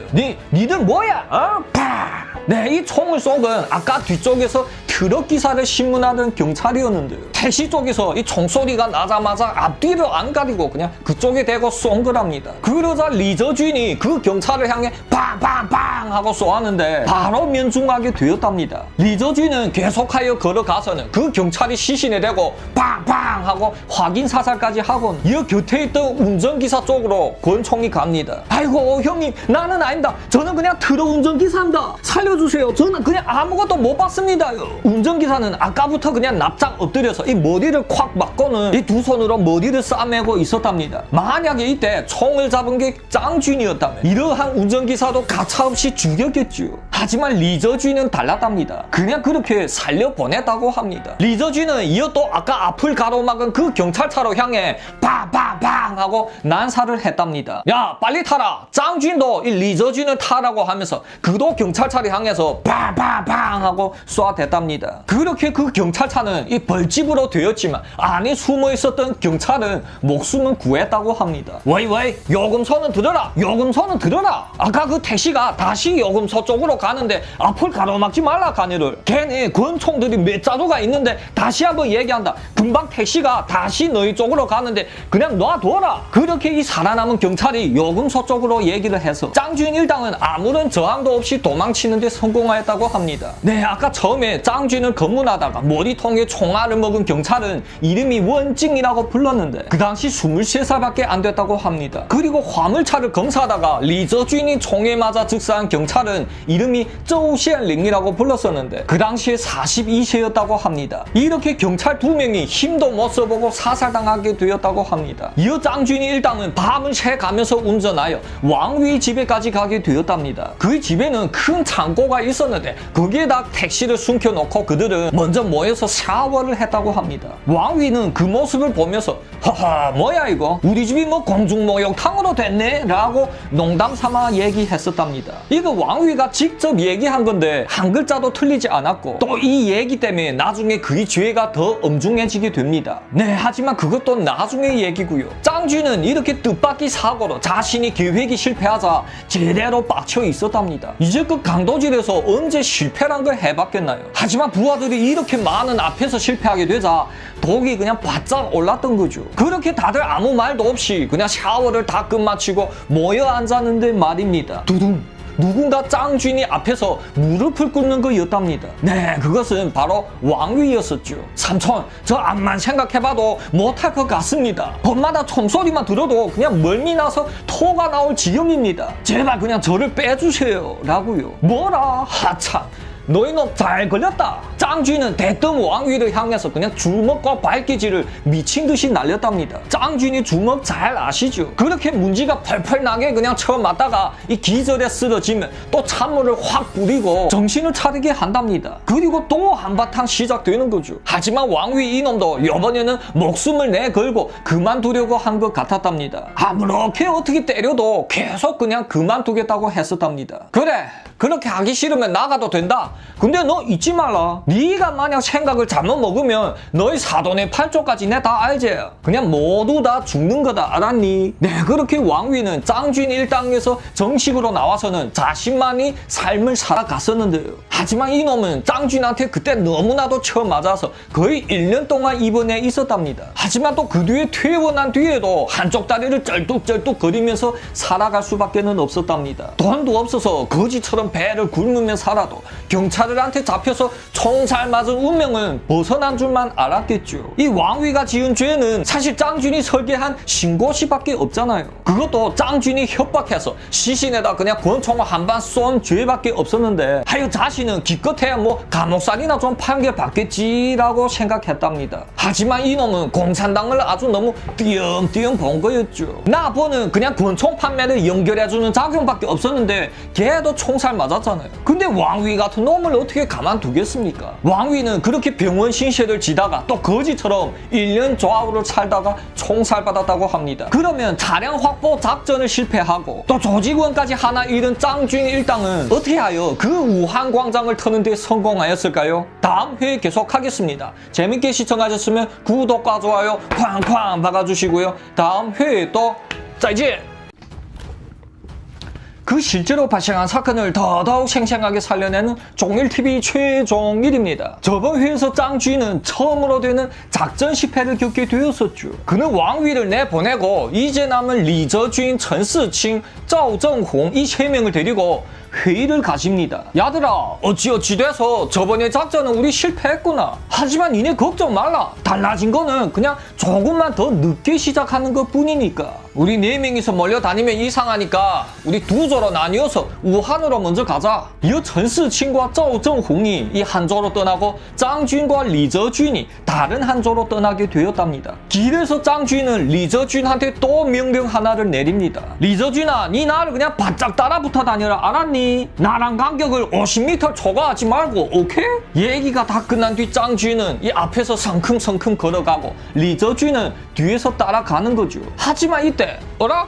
담배 없네? 짱쥐는 곁에 마트로 들어가서 담배 한 갑을 구입하였다고 합니다. 그리고 나왔는데 말입니다. 뭐야? 리저쥔이 없네? 아까 50m 초과하지 말라고 내 그렇게까지 명령까지 내렸는데 바로 없어졌네. 짱쥐는 이 화가 스멀스멀하게 올라옵니다. 이 원래 작전 실패로 이 쌓였던 화가 이놈한테 몰리게 되는 거였죠. 너를 내 오른팔이라고 믿고 쓰는데 이러한 것도 못 지키니? 너 정신 좀 차려야 되겠다. 지금 당장 밖에 나가서 8시간 동안 꼼짝 말고 그냥 차렷 자세로 서 있어라. 하여 리저쥐는 정말로 그 추운 바깥에서 새벽 2시까지 이 밥도 못 먹고 꼿꼿이 서 있었다고 합니다. 이 리저쥐는 해병대를 나온 전업 군인이었으니 가능한 거지. 다른 놈들 같았으면 어림도 없었겠죠. 그렇게 우한시 진쯔비 샤브샤브 가게에 도착한 그들한테는 드디어 반가운 소식이 하나가 전해옵니다. 그것은 바로 그들이 찜한 우한광장 백화점에서 황금과 보석이 전시회를 연다는 거였답니다. 이 우한광장 백화점은 워낙에 황금 액세서리가 많았었는데 이러한 전시회를 진행하게 되면 더더욱 많겠죠. 이 영상은 바로 짱쥐니 털기 전에 이 매체에서 찍은 우한광장이 전시회 영상이랍니다. 네, 99년도에 중국에서 이만큼의 규모면 엄청난 거죠. 그렇게 모든 준비는 다 끝났고 이제 슬슬 시작하려 하는데 또 한 가지 뜻밖의 일이 발생하였답니다. 네, 그것은 바로 양미옌이 갑자기 찾아온 거랍니다. 이 양미옌은 짱쥐니 두 번째 정실 부인으로서 돈이 떨어져서 찾아온 거라고 하는데 바로 진쯔비를 보게 되었답니다. 뭐야, 너 밖에서 저런 것들과 놀고 다니니? 하차, 내 너희 와이프란 게 다 쪽팔릴 정도다야. 뭐? 양미옌이 이 삐죽삐죽거리자 진쯔비 이 암호랑이는 그냥 완전 빡쳤답니다. 진쯔비는 대뜸 주방으로 달려 들어가서 이 시칼을 들고 나와서는 막 휘둘러대며 죽이겠다고 했답니다. 그때 마침 이 짱쥐니 있었기에 말릴 수 있었지. 아니면 양미옌은 뼈도 못 추렸겠죠. 이 양미옌은 저번에 옌민한테 맞아서 이 정신까지 놓은 걸 벌써 잊은 거였죠. 짱쥐니 이 가운데서 촥 맞고는 니네들 한 명은 나의 오른팔이고 다른 한 명은 내 와이프다. 둘 다 내한테는 엄청 중요한데 만약에 그 누구라도 상대방을 다치게 하면 그놈뿐만 아니라 괜히 온 가족에 뭐 사돈의 팔촌까지 내가 인사하러 다 갈 거다. 자, 다들 알아들었니? 그렇게 겨우 마무리한 짱쥐는 며칠 동안은 아주 그냥 지옥이었다고 합니다. 오늘 양미옌 방에서 이 잠자게 되면 이튿날에 또 진쯔비가 삐져서 있었으니 또 그날에는 진쯔비 방에서 열심히 땀을 막 닦으면서 으쌰으쌰를 하는 거죠. 야야, 더는 힘들어서 못 해먹겠다 야. 야들아, 우리 작전 빨리 서두르자. 이대로 가다가는 내 잘못되겠다 야. 이렇게 시간은 1999년 1월 4일이 되었으며 짱쥐니 일당이 제일 전설적인 작전이 시작되었답니다. 이러한 제일 큰 백화점 안에서 진행되는 황금 전시회는 또 제일 엄격한 보안팀도 동원되겠죠. 이 백화상점은 총 6개 문이 있었답니다. 매개 문 밖에는 2명의 경비원들이 지키고 있었는데 다들 덩치가 좋고 이 한 주먹 하는 엘리트 보안들이었다고 합니다. 하지만 짱쥐니 일당들한테는 제일 위협적인 건 또 따로 있었죠. 그것은 바로 이 백화상점으로부터 멀지 않은 곳에 경찰서가 있다는 겁니다. 짱쥐니 계산한 바에 의하면 경찰들이 출동해서 여기까지 오는 시간은 5분이 되었고 하여 그게 제일 마음에 걸렸답니다. 야들아, 우리한테 주어진 시간은 3분뿐이다. 안으로 쳐들어가서 무조건 3분 안에 모든 걸 다 끝내고 우리 차량에까지 다시 돌아가야 된단 말이다. 알았지? 그러자 천스칭이 또 왼쪽 눈을 파닥파닥 거리며 야, 형님의 근데 우리 뭐 빼앗아 놓은 차량도 없는데 그건 어떻게 하죠? 라고 묻습니다. 밖에서 빼앗아서 가져가기 힘들면 그 자리에서 빼앗으면 되잖니. 내한테 계획이 다 있네라. 다들 준비 단단해라. 특히 권총은 한 사람이 2자루씩 챙기고 탄약은 진짜 충분히 챙기고 가야 된다. 오케이? 이 오후 6시가 되자 짱쥐니 일당 4명은 각자 탄약과 공구들을 묵직하게 쑤셔넣은 가방들을 척 메고 샤브샤브 가게에서 나옵니다. 이놈들은 잘 알고 있었답니다. 오늘 털게 되는 황금 전시회는 그냥 전에 보통 금점들 털 때처럼 호락호락하지는 않을 거라는 사실을요. 그들은 큰 길에서 택시 하나를 잡아 탑니다. 짱쥐니 조수석에 척 앉으며 그 우한광장이 5호문 앞으로 가게요 라고 합니다. 짱쥐는 우한광장의 6개 출입구 중에서도 유일하게 5번째 문을 찜했었는데요. 왜냐면 다른 문들은 아예 문어구에 뭐 주차를 할 수 없게 설계했었으니까 말입니다. 이 목표 지점에 도착하자 기사님, 그 5호 출입구 앞에 도로 위로 올라가서 주차하오. 그러자 택시기사는 발끈합니다. 그 뭔 소리요? 그러다 경찰이 와서 딱지 끊으면 네 변상금은 물어줄 테냐? 라고 그냥 고래고래 소리 질렀답니다. 하차 복잡하게 논다야. 이게 뭐 되니? 빨랑빨랑 갖다 대라. 조수석에 앉아있던 짱쥐니 이 권총을 꺼내면서 택시기사 머리채까지 막 웅표작업을 갖다 대자 그제야 택시기사는 고분고분해졌답니다. 그렇게 5호문에 주차한 짱쥐니 일당 4명은 이 모자를 눌러쓰고 마스크까지 쓰면서 작업할 준비에 들어갑니다. 하지만 이때 어이 차 빼라 차 빼. 여기가 어딘 줄 알고 막 갖다 붙이니? 5호문 밖에서 이 지키고 있었던 보안이 찾아온 거랍니다. 이 가까이 온 보안놈은 이름이 루어카이라고 불렀었고 또 멀리 5호문 앞에는 다른 한 보안이 루어깡이란 놈이 있었는데 담배를 척 꼬아물고 이쪽을 째려보고 있었답니다. 루어카이는 키 180에 우람진 몸매를 자랑하면서 짱쥐니 어깨를 툭툭 치는 거였답니다. 뭐하냐 지금? 짱쥐는 어이없어 합니다. 하참 이제껏 내 어깨에 손이가 너무 없었다야. 이 짱쥐니 권총을 뽑기 전에 천스칭이 권총을 뽑아서 그걸 루어카이 머리에 갖다 대고 빵 하고 쏩니다. 그리고 또 곧바로 멀리 있었던 루어깡한테 빵빵 쐈는데 다 그냥 비껴 맞았다고 합니다. 천스칭 이놈 사격 수준은 말이 아니었죠. 그렇게 루어깡은 부랴부랴 도망가서 목숨은 건질 수 있었지만 루어카이 이놈은 앞에서 건들건들 거리다가 즉사하고 말았죠. 이 짱쥐는 택시기사의 등에다 이 권총을 꽂고는 질질 끌고서 우한광장으로 들어갑니다. 야들아 여기 봐라 다들 여기 주목. 짱쥐는 고래고래 소리 지르더니 택시기사의 뒤통수에 대고 팡 하고 쏩니다. 그러자 그 권총으로 사람이 죽는 걸 보자 그냥 다들 와 하고 도망치는 거죠. 이 짱쥐는 권총으로 주위를 제압하고 나머지 3명은 아주 그냥 숙련된 솜씨로 황금털이 작업에 들어갑니다. 하지만 말입니다. 그렇게 와 하면서 이 백화점 손님들은 다 그냥 도망쳐 나가고 있는데 하지만 한 사람은 또 그 밀려 나오는 인파를 뚫고서 다시 안으로 들어갔다고 합니다. 그러면 얘는 또 어떤 놈이었을까요? 대체 왜 목숨을 내걸고 이러한 데를 들어가려고 악을 썼을까요? 네, 이 사람은 황금 전시에는 뭐 관심도 없었고 위층에서 가죽 구두를 하나 구입하려고 들어왔답니다. 하지만 다 구매하고 밖으로 금방 나왔는데 와 하고 사람들이 그냥 몰려 나오는 거였답니다. 뭐? 금점을 터는 강도들이라고? 와 이거 대박인데 이거? 내 목숨을 내 걸어서라도 들어가야지. 네, 이 사람은 바로 신문기사였었던 류구어친입니다. 이러한 생생한 장면을 사진 찍어 올리면 이만한 대박이 또 어디 있겠습니까? 하여 류구어친이 이 카메라를 챙기고 힘들게 들어오니 이미 손님들은 다 나가 있었답니다. 그리고 저 앞에는 짱쥐인 일당이 지금 그냥 정신을 잃고 금을 막 쓸어 담고 있었답니다. 그러자 류구어친은 자기도 모르게 카메라를 척 들이댔으면 찰칵하고 한 장 찍었죠. 네, 그것이 바로 이 사진인데요. 류구어친 덕분에 이 보기한 현장 자료가 하나 남아있게 되었답니다. 보시게 되면 이 동그라미 안에 권총을 잡고 있었던 게 바로 짱쥐인이었는데요. 사실 류구어친이 카메라 버튼을 누르자마자 2가지 동작이 동시에 발생하였답니다. 첫 번째로는 카메라가 찰칵하고 찍히며 이 플래시가 탁 터지면서 그 짱쥐인 눈에 그냥 확 비쳤던 거죠. 그러자 그 류구어친이 카메라를 잡고 있었던 모습이 짱쥐인한테 딱 걸렸답니다. 뭐야 저게 아주 그냥 가지가지 하는구나 야. 빵 하고 짱쥐는 그 류구어친이 머리통에 대고 방아쇠를 당겼답니다. 하지만 이때 또 다른 한 동작이 동시에 발생하게 되었었는데요. 그것은 바로 한 사람이 류구어친을 뒤로 그냥 확 끌어당겼다고 하는데요. 그럼 이것은 또 어떻게 된 일이었을까요? 네, 그때 류구어친이 있었던 곳은 6호문이었는데 다들 도망쳐 나간 뒤에 그쪽 보안이 문을 닫으려고 했었답니다. 하지만 그 보안이 눈에는 지금 카메라를 잡고 있었던 류구어친이 그냥 딱 보이게 된 거였죠. 이어 그 보안이 너 죽고 싶어? 하면서 류구어친을 밖으로 확 당겼는데 그게 바로 류구어친이 목숨을 구했었다고 합니다. 짱쥐니 단약은 류구어친이 모자를 툭 하고 맞추면서 지나갔다고 하는데요. 이 사진으로 하여 류구어친은 그야말로 대박나다 못해 한동안은 스타까지 됐었답니다. 그 뒤에는 맨날 다른 기자들이 인터뷰를 받으며 자신이 어떻게 용감하고 이 멋있게 사진을 찍었고 뭐고 하면서 자랑질을 했었답니다.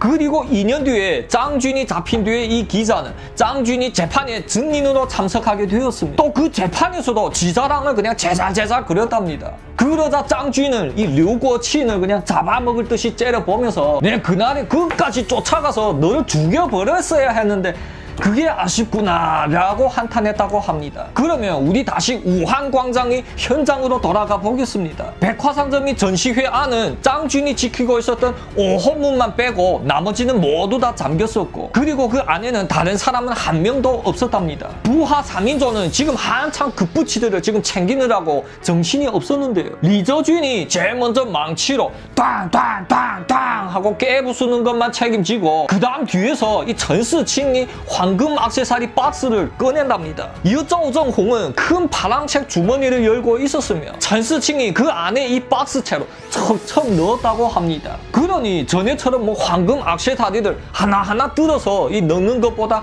부피는 컸지만 속도는 엄청 빨랐었죠. 12개의 황금 액세서리 진열대는 삽시에 그냥 싹쓸이 됐다고 합니다. 하지만 이러한 작업 방식대로 하면 리저준이 제일 먼저 끝나겠죠. 그렇게 12개 진열대를 다 깨부순 리저준의 눈에는 갑자기 계산대가 보였답니다. 그러자 자기도 모르게 리저준은 큰 망치를 들고는 성큼성큼 다가가 보는 거죠. 그곳에는 현금을 저장해두는 저장고가 있었고 다짜고짜 그냥 탕탕 하고 내리깝니다. 그러자 그 안에는 정말로 현금들이 있었는데요. 그냥 있는 족 좀 마구마구 집어서 넣었는데 그 액수가 무려 33,000위엔이나 되었답니다. 이거는 짱준이 계획에 없었던 의외의 수입이었는데 리저준이 또 공로를 하나 톡톡히 한 거였죠. 그렇게 챙길 걸 다 챙기자 드디어 시간은 3분이 되었답니다. 야들아 이제 스톱! 다들 가자! 그들은 이러한 파란색 큰 주머니를 5개를 들고서 전시회를 쫙 나왔었는데요. 그러면 이때 밖에는 어떠한 상황이었을까요? 이 밖에 사람들은 다들 감히 이 5호 문을 접근을 못했었답니다. 하지만 그 중에 이 담력이 큰 보안 한 명이 비스듬히 안으로 곁눈질해 보다가 빵! 하고 하마터면 맞을 뻔했답니다. 놈들이 나온다! 놈들이 나온다! 이 보안은 냈다 도망을 치면서 소리를 질렀었고 그러자 당황해 난 행인들은 뭐라도 좀 해보려고 했답니다. 네, 그들은 손에 쥐어있던 자전거들을 그 5호 문 앞으로 확확 던져버렸답니다. 큰 작용은 없었겠지만 1초라도 그 날강도 놈들이 앞길을 막고 싶은 심정이겠죠. 자전거 한 대가 날아가자 너도 나도 그냥 확확 던져버렸었는데요. 짱준이 문 앞에 나올 때까지 6대의 자전거가 앞을 가로막았답니다. 뭐야 이게 언하야 팡팡팡 하고 3방을 쏘았지만 다 그냥 비껴나갔고 하지만 구경꾼들은 놀래서 또 뒤로 도망을 치는 거죠. 이 짱준 일당 4명은 당당하게 걸어서 아까 빼앗아온 그 택시로 갔었는데요. 근데 갑자기 주위에서 위 하는 그 경찰차 경보음이 자지러지게 울려 퍼졌답니다. 네, 이번에는 그전에 몇 차례처럼 호락호락하지는 않았고 경찰들한테 그냥 딱 제대로 잡힌 거였죠. 니들은 이미 포위됐다. 무기를 버리고 투항해라. 다시 한번 경고한다. 니들은 이미 포위됐다. 무기를 버리고 즉시 투항해라. 그러면 이렇게 포위된 짱쥐는 어떻게 되었을까요? 이대로 그냥 다 끝나게 되는 걸까요? 아니면 또 영화보다도 더 영화 같은 멋진 실화 스토리를 만들어낼까요? 다음 회에 계속하겠습니다. 재밌게 시청하셨으면 구독과 좋아요 쾅쾅 박아주시고요. 다음 회에 또 짜이제!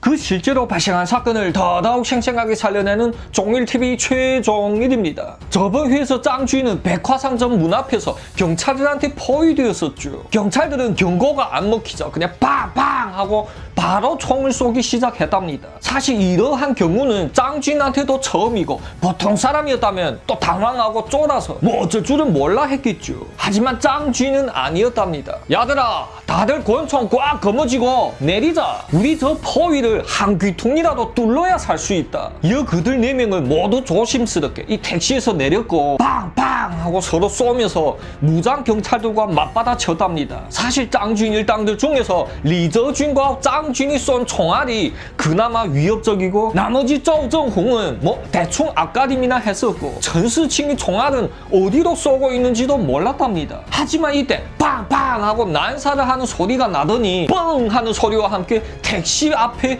바퀴가 터졌다고 합니다. 그러자 급해 난 리저준이 그쪽으로 향하여 빵빵 하고 쏘면서 이 차량을 엄호합니다. 그러면 이러한 상황에서 여러분이 만약 짱준이라면 어떻게 하시겠나요? 짱준은 정신을 바짝 차리고 이 주위를 관찰합니다. 그러자 경찰들 포위가 이 유일하게 허술한 데가 바로 이 사진 속이 큰 기둥 쪽이었다고 합니다. 다른 곳에는 경찰이 많았는데 그곳에는 그냥 경찰 2명이 숨어서 빵빵 하고 쏴대고 있는 거였답니다. 야들아, 우리 여기서 아무리 저항을 잘해도 희망이 없다. 다른 경찰들이 더 모이기 전에 지금 포위를 뚫고 도망쳐야 된다. 우리가 도망칠 수 있는 방향은 왼쪽 뒤에밖에 없으니 다들 그냥 죽을 각오를 하고 나를 엄호해라. 그러자 나머지 3명은 목숨을 내걸고 이 경찰들을 향해 빵빵 하고 쏴대답니다. 네, 그 경찰들이 주의력을 자신 쪽으로 다 끌려고 그런 거죠. 이 자세히 보니까 이 짱준이 그 2 경찰을 죽이려면 뒤통수를 쏘는 방법밖에는 없었답니다. 다행히 그들 부근에는 이 여러 큰 트럭들이 버려져 있어서 그 뒤로 살금살금 건너가면 이 쥐도 새도 모르게 경찰들 뒤에까지 갈 수 있었답니다. 짱쥐는 납작 엎드린 채로 이 살금살금 트럭 쪽으로 다가갑니다.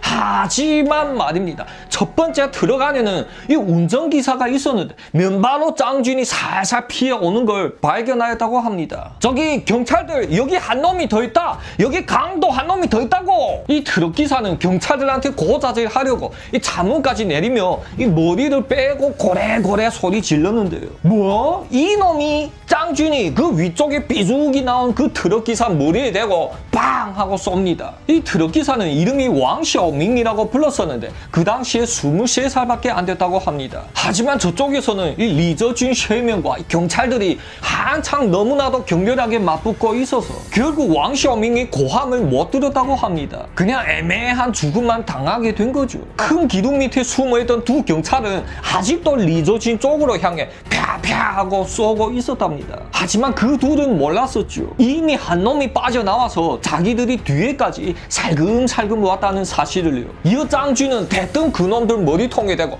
빵빵 하고 2방을 먹입니다. 2명 다 머리 뒤통수에 정통으로 맞았는데요. 하지만 그중 한 명은 이 탄약이 머리를 관통해서 나갔는데도 죽지 않았다고 합니다. 완전 기적이었죠. 짱쥐이 성공한 걸 이 멀리서 지켜본 리저쥐는 야들아 다들 타라 하면서 이 운전대를 잡고는 왱 하면서 짱쥐 쪽으로 달려갑니다. 이 기둥 뒤에 짱쥐를 태우고 그대로 도망을 치는 거죠. 짱쥐는 조수석에 앉아서 이 바깥으로 향해 앞을 막는 것들을 그냥 팡팡 하고 쏘면서 이 영화처럼 멋있게 도망을 쳤다고 합니다. 하지만 여기서 제가 이해가 안 되는 점이 하나 있는데요. 그거는 바로 짱쥐이 택시는 이 오른쪽 앞바퀴가 터졌다고 했잖아요. 그러면 어떻게 이러한 차량으로 경찰들이 추적해서 벗어날 수 있었을까요? 경찰차가 아예 뭐 쫓아가지 않은 건 아닐까요? 어쨌든 이러한 민감한 부분에 대해서는 항상 자세한 내용이 없습니다. 경찰들 측에서 뭔가 찔리는 게 있다는 거죠. 그렇게 앞에 바퀴가 터진 짱쥐이 택시는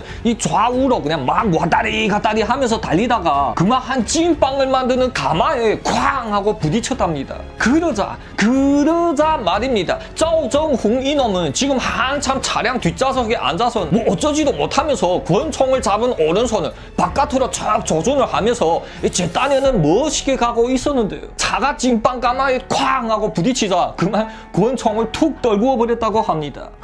이거 어떠지? 이러한 민감한 시기에 얘기를 못하고는 그냥 속으로 끙끙 앓고 있었답니다. 그렇게 다들 그 사실을 모르고 계속 달려서 장장 호텔이란 부근에까지 오게 되었었는데요. 이제 쫓아오는 경찰차도 없고 이 위험에서 벗어났답니다. 아이고야 살았다야. 하지만 이때 빵빵빵 하고 이 뒤에서 경적을 울리는 소리가 났답니다. 뭐야 이게 경찰이 추적 왔니? 그들이 재빨리 뒤로 돌아보니 다행히 경찰은 아니었답니다. 그 뒤에 따라온 건 한 택시였는데 빵빵 거리며 그들 쫓아오고 있었죠. 저놈 저거 뭐야? 죽고 싶어 저리 빵빵 대는 거니? 야 채워봐라. 이 리저주인은 차량을 잠깐 세워보자 뒤에 택시는 따라오면서 나란히 바로 곁에 세웁니다. 어이 형씨, 그 앞에 바퀴 터졌지요? 뭔 급한 일이 있길래 앞에 바퀴가 터졌는데도 계속 가?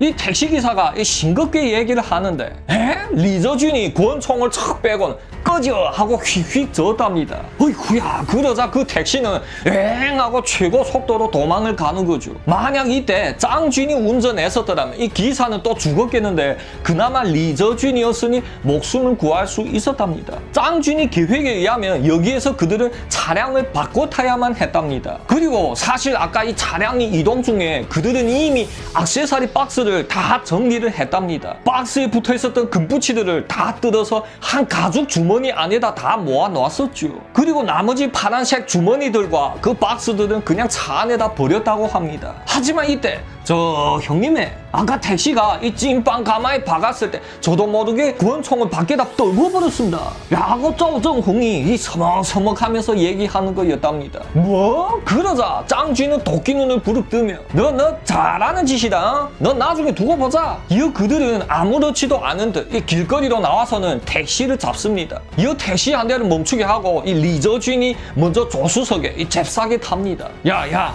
니 택시를 좀 써야겠다. 퍼득퍼득 내려봐라. 뭐? 이렇게 시퍼런 대낮에 이리 당당하게 뺏는다고? 이 택시기사는 이름이 짱쿤이라고 불렀었는데 뭐 당연히 고분고분하게 내주지는 못하겠죠. 지금 리저진과 지금 뭐 하는 짓이냐고 지금 티격태격하고 있었답니다. 하지만 이미 운전석에까지 걸어간 짱쥐인이 이 안으로 들여다보자 뭐야, 아직도 안 내렸니?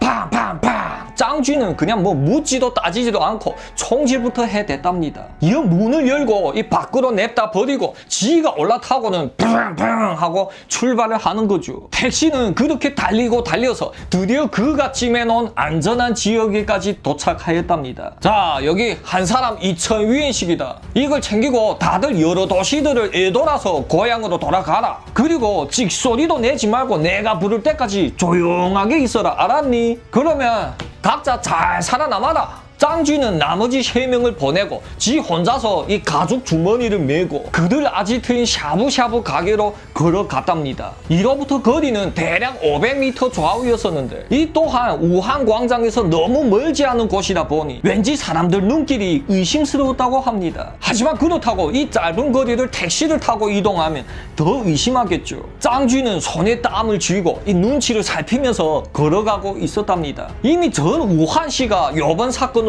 들끓고 있었던 시기였으니 혹시라도 뭐 짱쥐니 신체 특징이나 다 알려질 수 있었으니까 말입니다. 아이고, 내 모든 걸 그렇게 다 세밀히 계획했었는데 결국 이 제일 중요한 거 준비 못했네. 짱쥐는 그렇게 혼자서 자책하면서 걷고 걸었는데 이 500m 되는 거리가 50km 같은 느낌이었다고 합니다. 하지만 이때 어라? 저 멀리서 왠지 익숙한 몸뚱아리가 이 뚱기적 거리며 걸어오고 있었답니다. 짱쥐는 단번에 알았죠. 저것은 바로 맨날 자기 이불 안에서 이 뒤적이면서 있었던 진즈비라는 사실을요. 진즈비는 한 자그마한 밀차를 끌고 왔었는데 아무런 말도 없이 짱쥐니 가죽 주머니를 이 밀차에다 싣고 함께 밀고 갔답니다. 그 샤브샤브 사장 아니시요? 근데 곁에 남자 누구요? 여기서 못 보던 사람이어서 우리 한참 의아해했었거든요. 네, 그 짱쥐인을 의심해하며 이 유심히 지켜봤었던 주위의 사람들이 진즈비를 알아보고 말을 걸었답니다. 아, 예, 내 동생인데 이 놀러 왔다가 내가 샤브샤브 할 때 쓰는 양념을 많이 사오라고 시켰거든요. 이런 힘 좋은 남자가 왔을 때 써먹어야죠. 진즈비는 이렇게 자연스럽게 받아쳐서 위기를 넘겼답니다. 사실 짱쥐는 진즈비한테 아무런 임무도 주지 않았는데 하지만 이렇게 저절로 척척 생각하고 판단한 거였답니다. 늙은 생강이 맵다는 중국 속담은 틀리지 않았었죠. 이러니 진즈비는 짱쥐니 제일 유력한 오른팔로서 뭐 안 이뻐 할래야 안 이뻐 할 수가 없었던 거랍니다. 이어 샤브샤브 가게에 들어온 짱쥐는 그제야 살 것 같았답니다. 야야, 오늘에 너 진즈비가 없었더라면 일이 잘못될 수도 있었겠는데 어떻게 그러한 기막힌 판단을 한 거야? 했다야. 니는 나중에 내 큰 상금을 내려줄게. 자, 먼저 술상이나 올려와라. 그 그러자 양미엔이 이미 이 상다리가 부러질 정도로 중격시 샤브샤브를 한 상 가득 준비하였다고 합니다. 짱쥐는 우통을 막 벗어버리고 고량주를 척 부어서 벌컥벌컥 마셔대면서 또 샤브샤브를 와작와작 먹기 시작했답니다. 그리고 그의 앞에는 이 진즈비와 양미엔이 황금 액세서리들을 정리를 하는 거죠. 상표들과 가격들을 다 잘라버리고 모아서 이 한 줌이 되게 되면 술상에 준비해놓은 저울에다가 이렇게 올려놓는답니다. 그러면 짱쥐니 이 먹다 말고 또 중량을 척 재고 하우 하면 그냥 좋다고 소리 지르면 그 중량을 기록하였다고 합니다. 그리고는 또 고량주를 벌컥벌컥 들이키고는 자 묘자이 라고 그냥 감탄하였었는데요. 이는 묘하고 묘했어 라고 자기가 계획한 강도질이 아주 기가 막혔다고 감탄하는 거랍니다. 그러면 결국 얼마나 털게 되었을까요? 네, 황금 액세서리들을 그 금가격으로만 환산한 게 263만 위엔이었다고 합니다. 이 숫자는 바이버산이 강도질에 왔었던 금액이 2배나 되는 숫자죠. 훗날 매체들에서는 바이버산이 유일하게 이 짱준과 비길 수 있다고 얘기가 나왔습니다. 그리고 리저준이 또 따로 턴 현금 33,000 위엔도 있잖아요. 하지만 짱준이 이 금들을 처리할 때는 130만 위엔밖에 못 챙겼다고 합니다. 하지만 어쩔 수가 없었겠죠. 이만큼 큰 금액을 이 소화를 시킬 수 있는 사람이 그 당시에 몇 명이나 됐겠나요? 하지만 이때부터 짱쥐는 이제 목표를 바꿉니다. 왜냐면 아무리 뭐 크게 털어도 놈들이 아주 절반씩을 그냥 확확 먹어치우니 말입니다. 죽 써서 놈들 좋은 짓만 할 수는 없잖아요. 이럴 거면 다음에부터는 은행들이 현금들을 직접 털어야지 라고 생각했답니다. 하지만 그건 또 나중의 얘기고요. 또 이 130만 위엔이나 어마어마한 돈을 다 써버려야 작업에 들어가겠죠. 그러면 우리 한번 이번 사건을 다시 한번 체크해 보겠습니다. 사람이 제일 많이 몰려있는 그 우한광장이 백화상점이 전시회에서 수십 명의 보안들이 득실되는 그 안을 쳐들어갔던 거랍니다. 그것도 현장에서 택시 한 대를 납치해서 택시기사까지 끌고 들어갔었죠. 그리고 안에서 당당하게 와락와락 쓸어 담았고 또 도망치는 도중에 경찰들한테 포위됐었잖아요. 하지만 경찰들 포위도 짱준 일당을 막을 수는 없었답니다. 짱준이 혼자서 요 뒤로 가만히 다가가서 뒤통수를 쳤잖아요. 경찰 한 명을 즉사시키고 다른 한 명은 뭐 탄약이 머리통을 꿰뚫었는데 목숨이 붙어 있었고요. 이어 포위를 돌파해서 도망치는데 성공했었고 263만 위엔어치 황금 액세서리들을 강탈하는데 성공을 했었잖아요. 하지만 제일 중요하게는 경찰이 나중에 결국 누구 짓인지도 알아내지도 못했다는 사실입니다. 물론 택시 안에다 그들이 쓰던 물건들을 다 버리고 내렸었고 또 조정홍 이놈은 길바닥에다 권총까지 떨구었잖아요. 하지만 그래도 경찰들은 이게 누가 한 짓인지 뭐 알아냈다 이거였답니다. 이만큼 큰 사건이 이만큼 깔끔하게 진행되었다는 게 어딥니까 이게? 여러분 이거는 영화가 아닙니다. 진짜로 실행에 옮겨지게 되면 제가 얘기한 것처럼 뭐 척척 그렇게 쉽게 풀릴 리가 없었겠죠. 이러니 중국 제1 날강도 짱준이라는 호칭이 붙은 거였답니다. 짱준은 매일 그렇게 달달한 샤브샤브에다 이 고량주를 들이키며 이 품 안에는 두 여자를 끼고 지내니까 피둥피둥 살쪘다고 합니다. 그렇게 한 달 정도를 푹 쉬면서 지내자 그래서 신문에 짱준이 찍힌 사진과 함께 제보하면 20만 위엔을 준다는 수배령이 내렸답니다. 겨우 20만 위엔이야. 야네 나 짱준은 매주 니네 아예 주는구나 야. 오케이 이제 뭐 슬슬 움직여보지 뭐. 짱쥐는 양미애한테 2만 위엔을 쥐어주고는 먼저 고향에 내려가라고 했답니다. 그리고 진즈비를 보고는 야 이 샤브샤브 가게 이제 쓸데없다. 냉큼 그냥 헐값에 처리해라. 그리고 중경의 집에 가서 그냥 내가 올 때까지 조용하게 있어라. 짱쥐는 이어 그렇게 많은 황금 액세서리를 갖고 팔아치우려고 떠나는데요. 그에 관해서 짱쥐는 입을 굳게 닫았답니다. 아무리 뭐 어떻게 달래고 위협을 해도 그가 263만 위엔어치 황금을 130만 위엔이 헐값에 처리한 그 사실은 얘기를 안 했답니다. 하여 이에 대해서는 여러 매체에서는 추측들이 많았었는데요. 짱준이 아마 이 물건들을 처리하며 또 하나의 여자를 알게 되었으며 이 여자가 드러나는 걸 극히 꺼려해서 입을 굳게 담고 있었다고요. 하지만 더 상세한 자료는 없으니 더 이상 추측은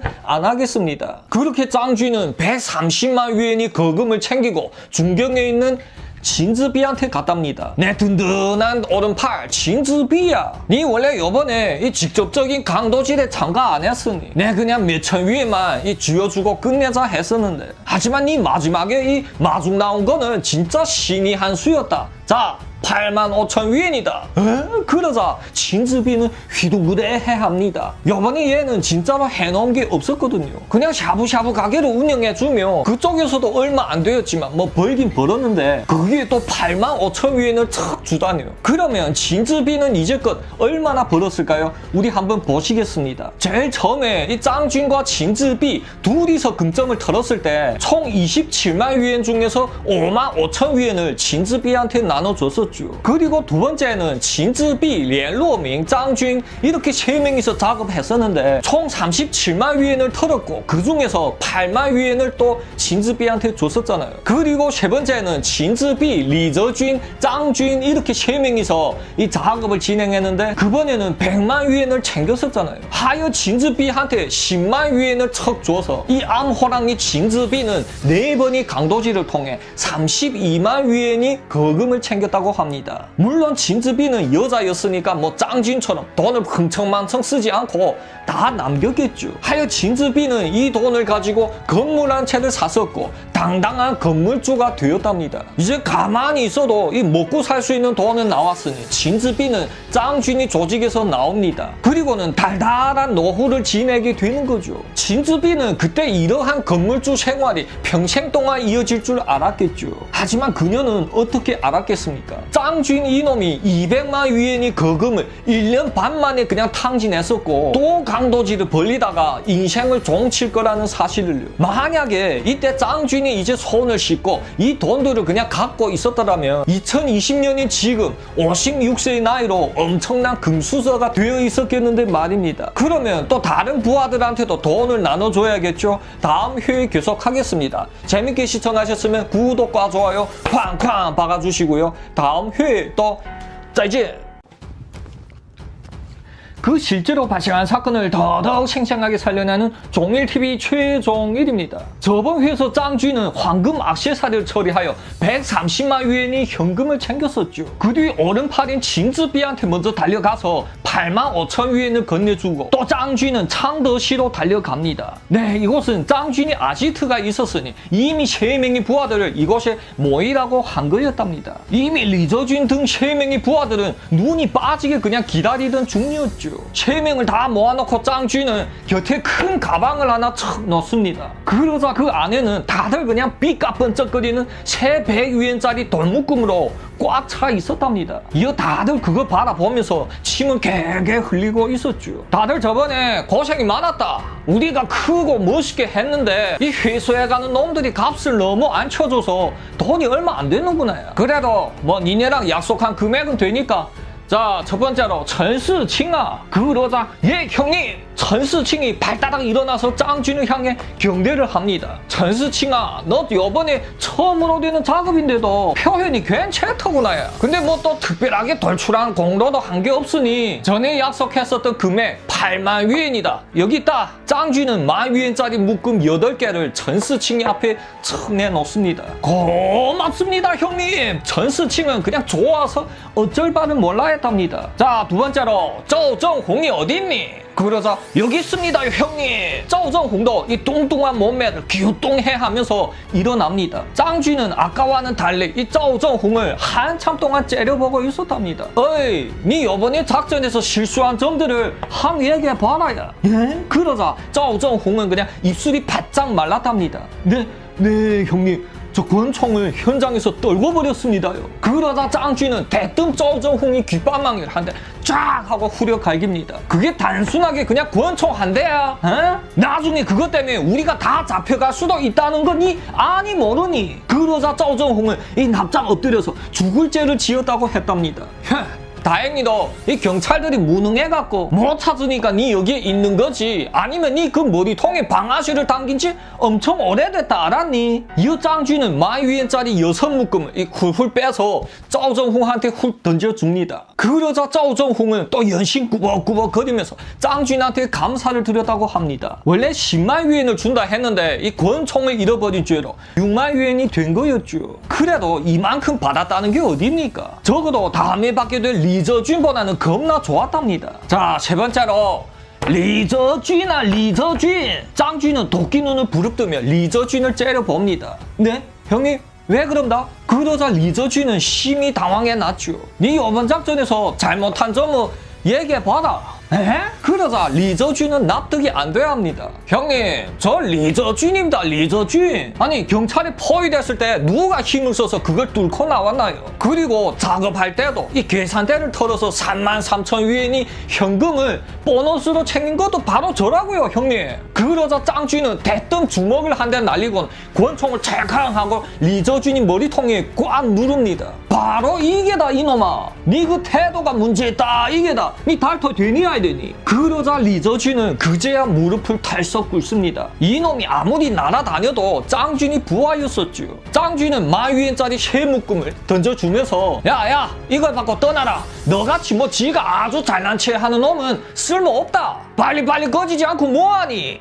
그러자 리저쥔은 등골이 오싹해놨답니다. 왜냐면 그는 자신이 삼촌이 이 짱쥐를 너무나도 잘 알고 있으니 말입니다. 이러한 분위기에서 떠나게 되면 이 짱쥐 이놈 자신이 온 가족을 몰살시킬 수도 있었기 때문이죠. 리저쥔은 짱쥐니 바지 가랭이를 꽉 잡고는 제발 한 번만 더 기회를 달라고 애원했답니다. 그러자 짱쥐는 그제야 뭐 이기는 것처럼 해 하면서 한번 봐줬다고 합니다. 그럼 이렇게 돈을 다 나누면 다들 뭘 할까요? 네, 한동안은 흥청망청 써야겠죠. 이놈들은 짱쥐를 따라 사람을 죽일 때부터 이미 정상적인 삶으로 돌아갈 수 없다는 사실을 잘 알고 있었답니다. 오늘 하루를 정말로 화끈하게 즐기며 살려고들 하는 거죠. 네, 하지만 그 도가 또 살짝 오버된 것 뿐이었답니다. 짱쥐는 매개 도시마다 다 와이프 한 명씩은 있잖아요. 그들 번거지인 창더시 와이프는 바로 철러였었는데 네, 그날도 리저쥔과 짜오정홍을 불러서 이 집에서 거하게 한잔 하였답니다. 근데 형님의 전스칭은 어디 갔어? 리저쥔은 짱쥔과 제일 친한 전스칭이 없으니 의아해합니다. 전스칭은 그래니? 가또 무슨 뭐 재미있는 의식을 준비한다던데 도대체 뭘 하고 있는지 나도 잘 모르겠다 야. 그렇게 그들은 또 코가 삐뚤어지게 이 술잔이 오갔다고 합니다. 그러자 이때 띵동 하고 벨소리가 울립니다. 그 누구요? 문을 열어보니 웬 백마 한 마리가 들어오는 거였답니다. 웬 갑자기 백마냐고요? 네, 이 중국에서는 러시아의 백인 미녀들을 백마라고 부르는데요. 보통 러시아 여자들은 피부가 하얗고 이 키도 크고 어디나 다 울퉁불퉁하게 크잖아요. 하지만 그러한 백마들 중에서도 최상급의 백마가 이런 날강도들 앞에 떡하니 나타난 거였답니다. 우와, 이게 웬 떡이야? 굶을 대로 제대로 굶은 날강도 놈들이 이 백마를 확 끌어 들여오자 어라? 그 뒤에는 이 왼쪽 눈을 파닥파닥 거리는 전스칭이 해서부리해서 들어왔답니다. 네요 형님들. 자, 다들 급해 말고 내 말을 좀 먼저 들어보시오. 전스칭은 이미 백마를 끌어안고 이 아래 위로 막 만지작거리는 짜오정홍을 겨우 떼놓으며 얘기를 합니다. 자, 우리는 한 배를 탄 의형제요. 맞소? 아이 맞소? 냐? 근데 뭐 말로만 의형제 하지 말고 이 확실하게 뭔가 끈끈하게 이어주는 게 필요하지 않겠어? 그래서 내 생각해낸 게 바로 렌철이요. 자, 형제들 앞에서 이 백마를 돌아가며 다 따먹으면 우리 다 렌철이 되는 게고 다 친척이 되는 게고 다 뭐 한 집 식구단 말이요. 어떻소 여러 형님들? 네, 그러자 다들 그냥 하우 하면서 그냥 박수를 쳐댔답니다. 네, 여기서 렌철은 이 중국 사투리인데 한 여자와 떡을 친 여러 남자들 사이라는 뜻입니다. 그러자 짱쥐는 곁에 전스칭을 확 부딪히고는 이 먼저 지 바지부터 내리기 시작합니다. 우리 형님 이거 왜 이러실까? 이 백마 타는 데는 형님 동생 한 게 없습니다. 자, 우리 공평하게 가위바위보로 갑시다. 예? 하차 그러자 짱준도 이 뻘쭘해서는 그들과 함께 가위바위보로 했다고 합니다. 그렇게 그들은 다들 자기 차례를 지키면서 이 차례대로 현장 떡을 치게 되었는데요. 이거는 짱준이 제일 처음에 이 경찰들과 자백한 이야기였는데 그 당시 경찰들은 뻥이라고 믿지 않았답니다. 그러자 이 오히려 수갑을 차고 있었던 짱준이 지 말을 안 믿어준다고 완전 노발대발했었고 경찰들 보고 다른 애들과 확인해봐라고 큰 소리를 쳤답니다. 네, 짱준 이놈은 당장 총살 맞은 지경인데도 뭐 이러한 게 더더욱 중요했던 거랍니다. 결국 경찰들은 천러와 천스칭과 이 사실을 확인했었는데 두 명이 진술은 똑같았다고 합니다. 그러자 말입니다. 결국 어떤 일들이 벌어지는지 아세요? 네, 그 옛날 전국시대에는 이 피를 받아 의형제를 맺었잖아요. 하지만 짱준 이야기가 전해진 뒤로부터는 이 백마를 이용하여 의형제가 아니고 렌초를 맺는 풍습이 생겼다고 합니다. 그렇게 뜻밖의 이 민족 풍습까지 하나 만들어내고 짱준은 그것을 떴답니다. 네, 천러와는 이제 이만큼 해줬으니 맞춤했었고 또 두 번째 정실 부인인 양미애한테로 가봐야겠죠. 네, 짱준 이놈이 사는 게 얼마나 바쁘게 사는 놈인가 한번 보세요. 여자가 너무도 많아도 이렇게 피곤한 거랍니다. 이렇게 모두 다 고향으로 돌아가서 중국에서 제일 큰 명절인 음력설을 쉬게 되었었는데요. 때는 이미 1999년 음력설이었죠. 다들 뭐 별 문제 없이 조용히 설을 쉬는데 전스칭 이놈은 또 사고를 쳤답니다. 이놈이 짱준을 따르게 원인이 바로 큰 돈을 벌어서 이 아내 앞에서 떵떵거리며 큰 소리 치고 싶어서였죠. 하여 요번에야말로 제대로 큰 돈을 벌어서 이 수위 앞에 그냥 확 미쳤답니다. 봐라, 이게 내 벌어온 게다. 그러자 수위도 그 돈을 보고 깜짝 놀라면서 이 전스칭을 깍듯하게 섬겼답니다. 그렇게 이놈은 이제 집에서 황제 같은 나날들을 보냈었는데요. 하지만 그러던 어느 날이었습니다. 수위는 아가씨들 마담이잖아요. 이러한 세계에서 살고 있는 여자들은 다들 그냥 맨날 모순 속에서 살아가죠. 그날도 다른 한 룸사롱 마담과 이 모순이 생겨서 말다툼이 생겼다는데요. 수위도 웬만한 여자는 아닌데 그 룸사롱 마담은 더더욱 장난이 아니었답니다. 수위를 그냥 주먹 한 방에 넘어뜨리고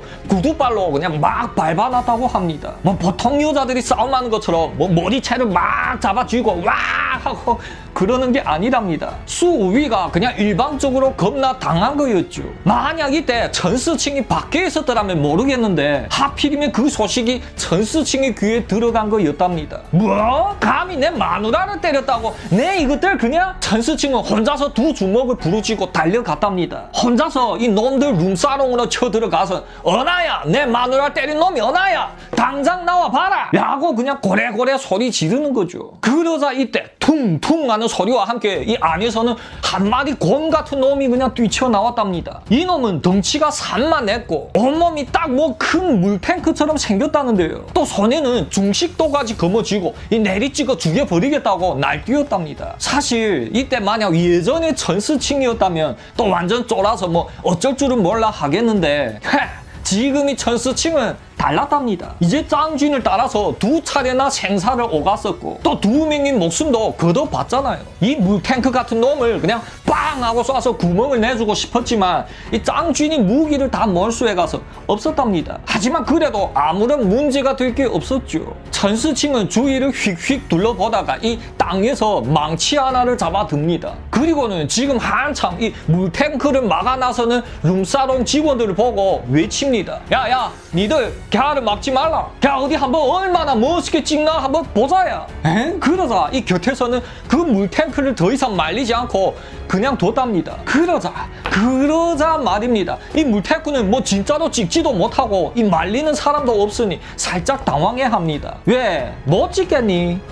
그래, 이런 사람 찍는 게가 뭐 덩치 믿고 찍는 게 아니거든. 그러니 아무데나 나서지 말라 알았니? 전스칭은 물탱크를 향해 두 번 그냥 퉁퉁 하고 망치질을 해댔답니다. 그러자 그 물탱크는 통나무 쓰러지듯이 그냥 쿵 하고 쓰러지는 거였답니다. 여수 위는 막 달려가서 전스칭이 품에 그냥 와락 안겼답니다. 네, 여기까지 전스칭은 완전 남자다웠고 완전 멋있었죠. 하지만 바로 이튿날에 경찰들이 들이닥쳤답니다. 뒤에서 경찰이 붙잡힌 전스칭은 그제야 땅을 치면서 후회했답니다. 아이고, 그렇게 때렸으면 이 냉큼 이 지역을 뜨면 아무 아무 문제도 없을 텐데 또 하루라도 더 아내 앞에서 이 우쭐거리고 싶어서 큰일을 친 거였죠. 결국 전스칭은 이 일 때문에 6만 위엔이란 거금을 이 경찰들 호주머니에 쑤셔주고 나서야 풀려나왔다고 합니다. 보통 이러한 경우에 이 한국에서는 피해자들한테 합의금을 줄여주고 나오잖아요. 하지만 그때의 중국은 달랐답니다. 경찰들한테 돈을 찔러줘서 결국 경찰들 돈 노릇만 해준 거였죠. 물론 이거는 다 불법이었지만 온 세상이 다 아는 사실이기에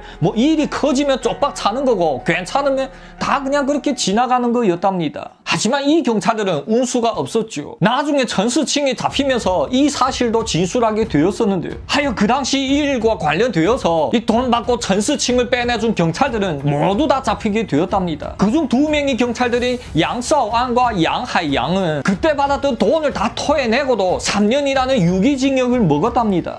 그렇게 빠져나온 전스칭은 멍해집니다. 저번에 목숨을 걸고 이 벌어온 돈을 망치 한 방으로 거의 다 날렸기 때문이죠. 아이고 이거 어떻게 하나, 빨리 큰형님을 찾아가서 크게 또 한 건 해야 되겠다. 야. 전스칭은 이제 부랴부랴 짱쥐한테도 달려갔답니다. 그러면 이때 큰형님 짱쥐는 뭐 하고 있었을까요? 다음 회에 계속 가겠습니다. 재밌게 시청하셨으면 구독과 좋아요 쾅쾅 박아주시고요. 다음 회에 또 再见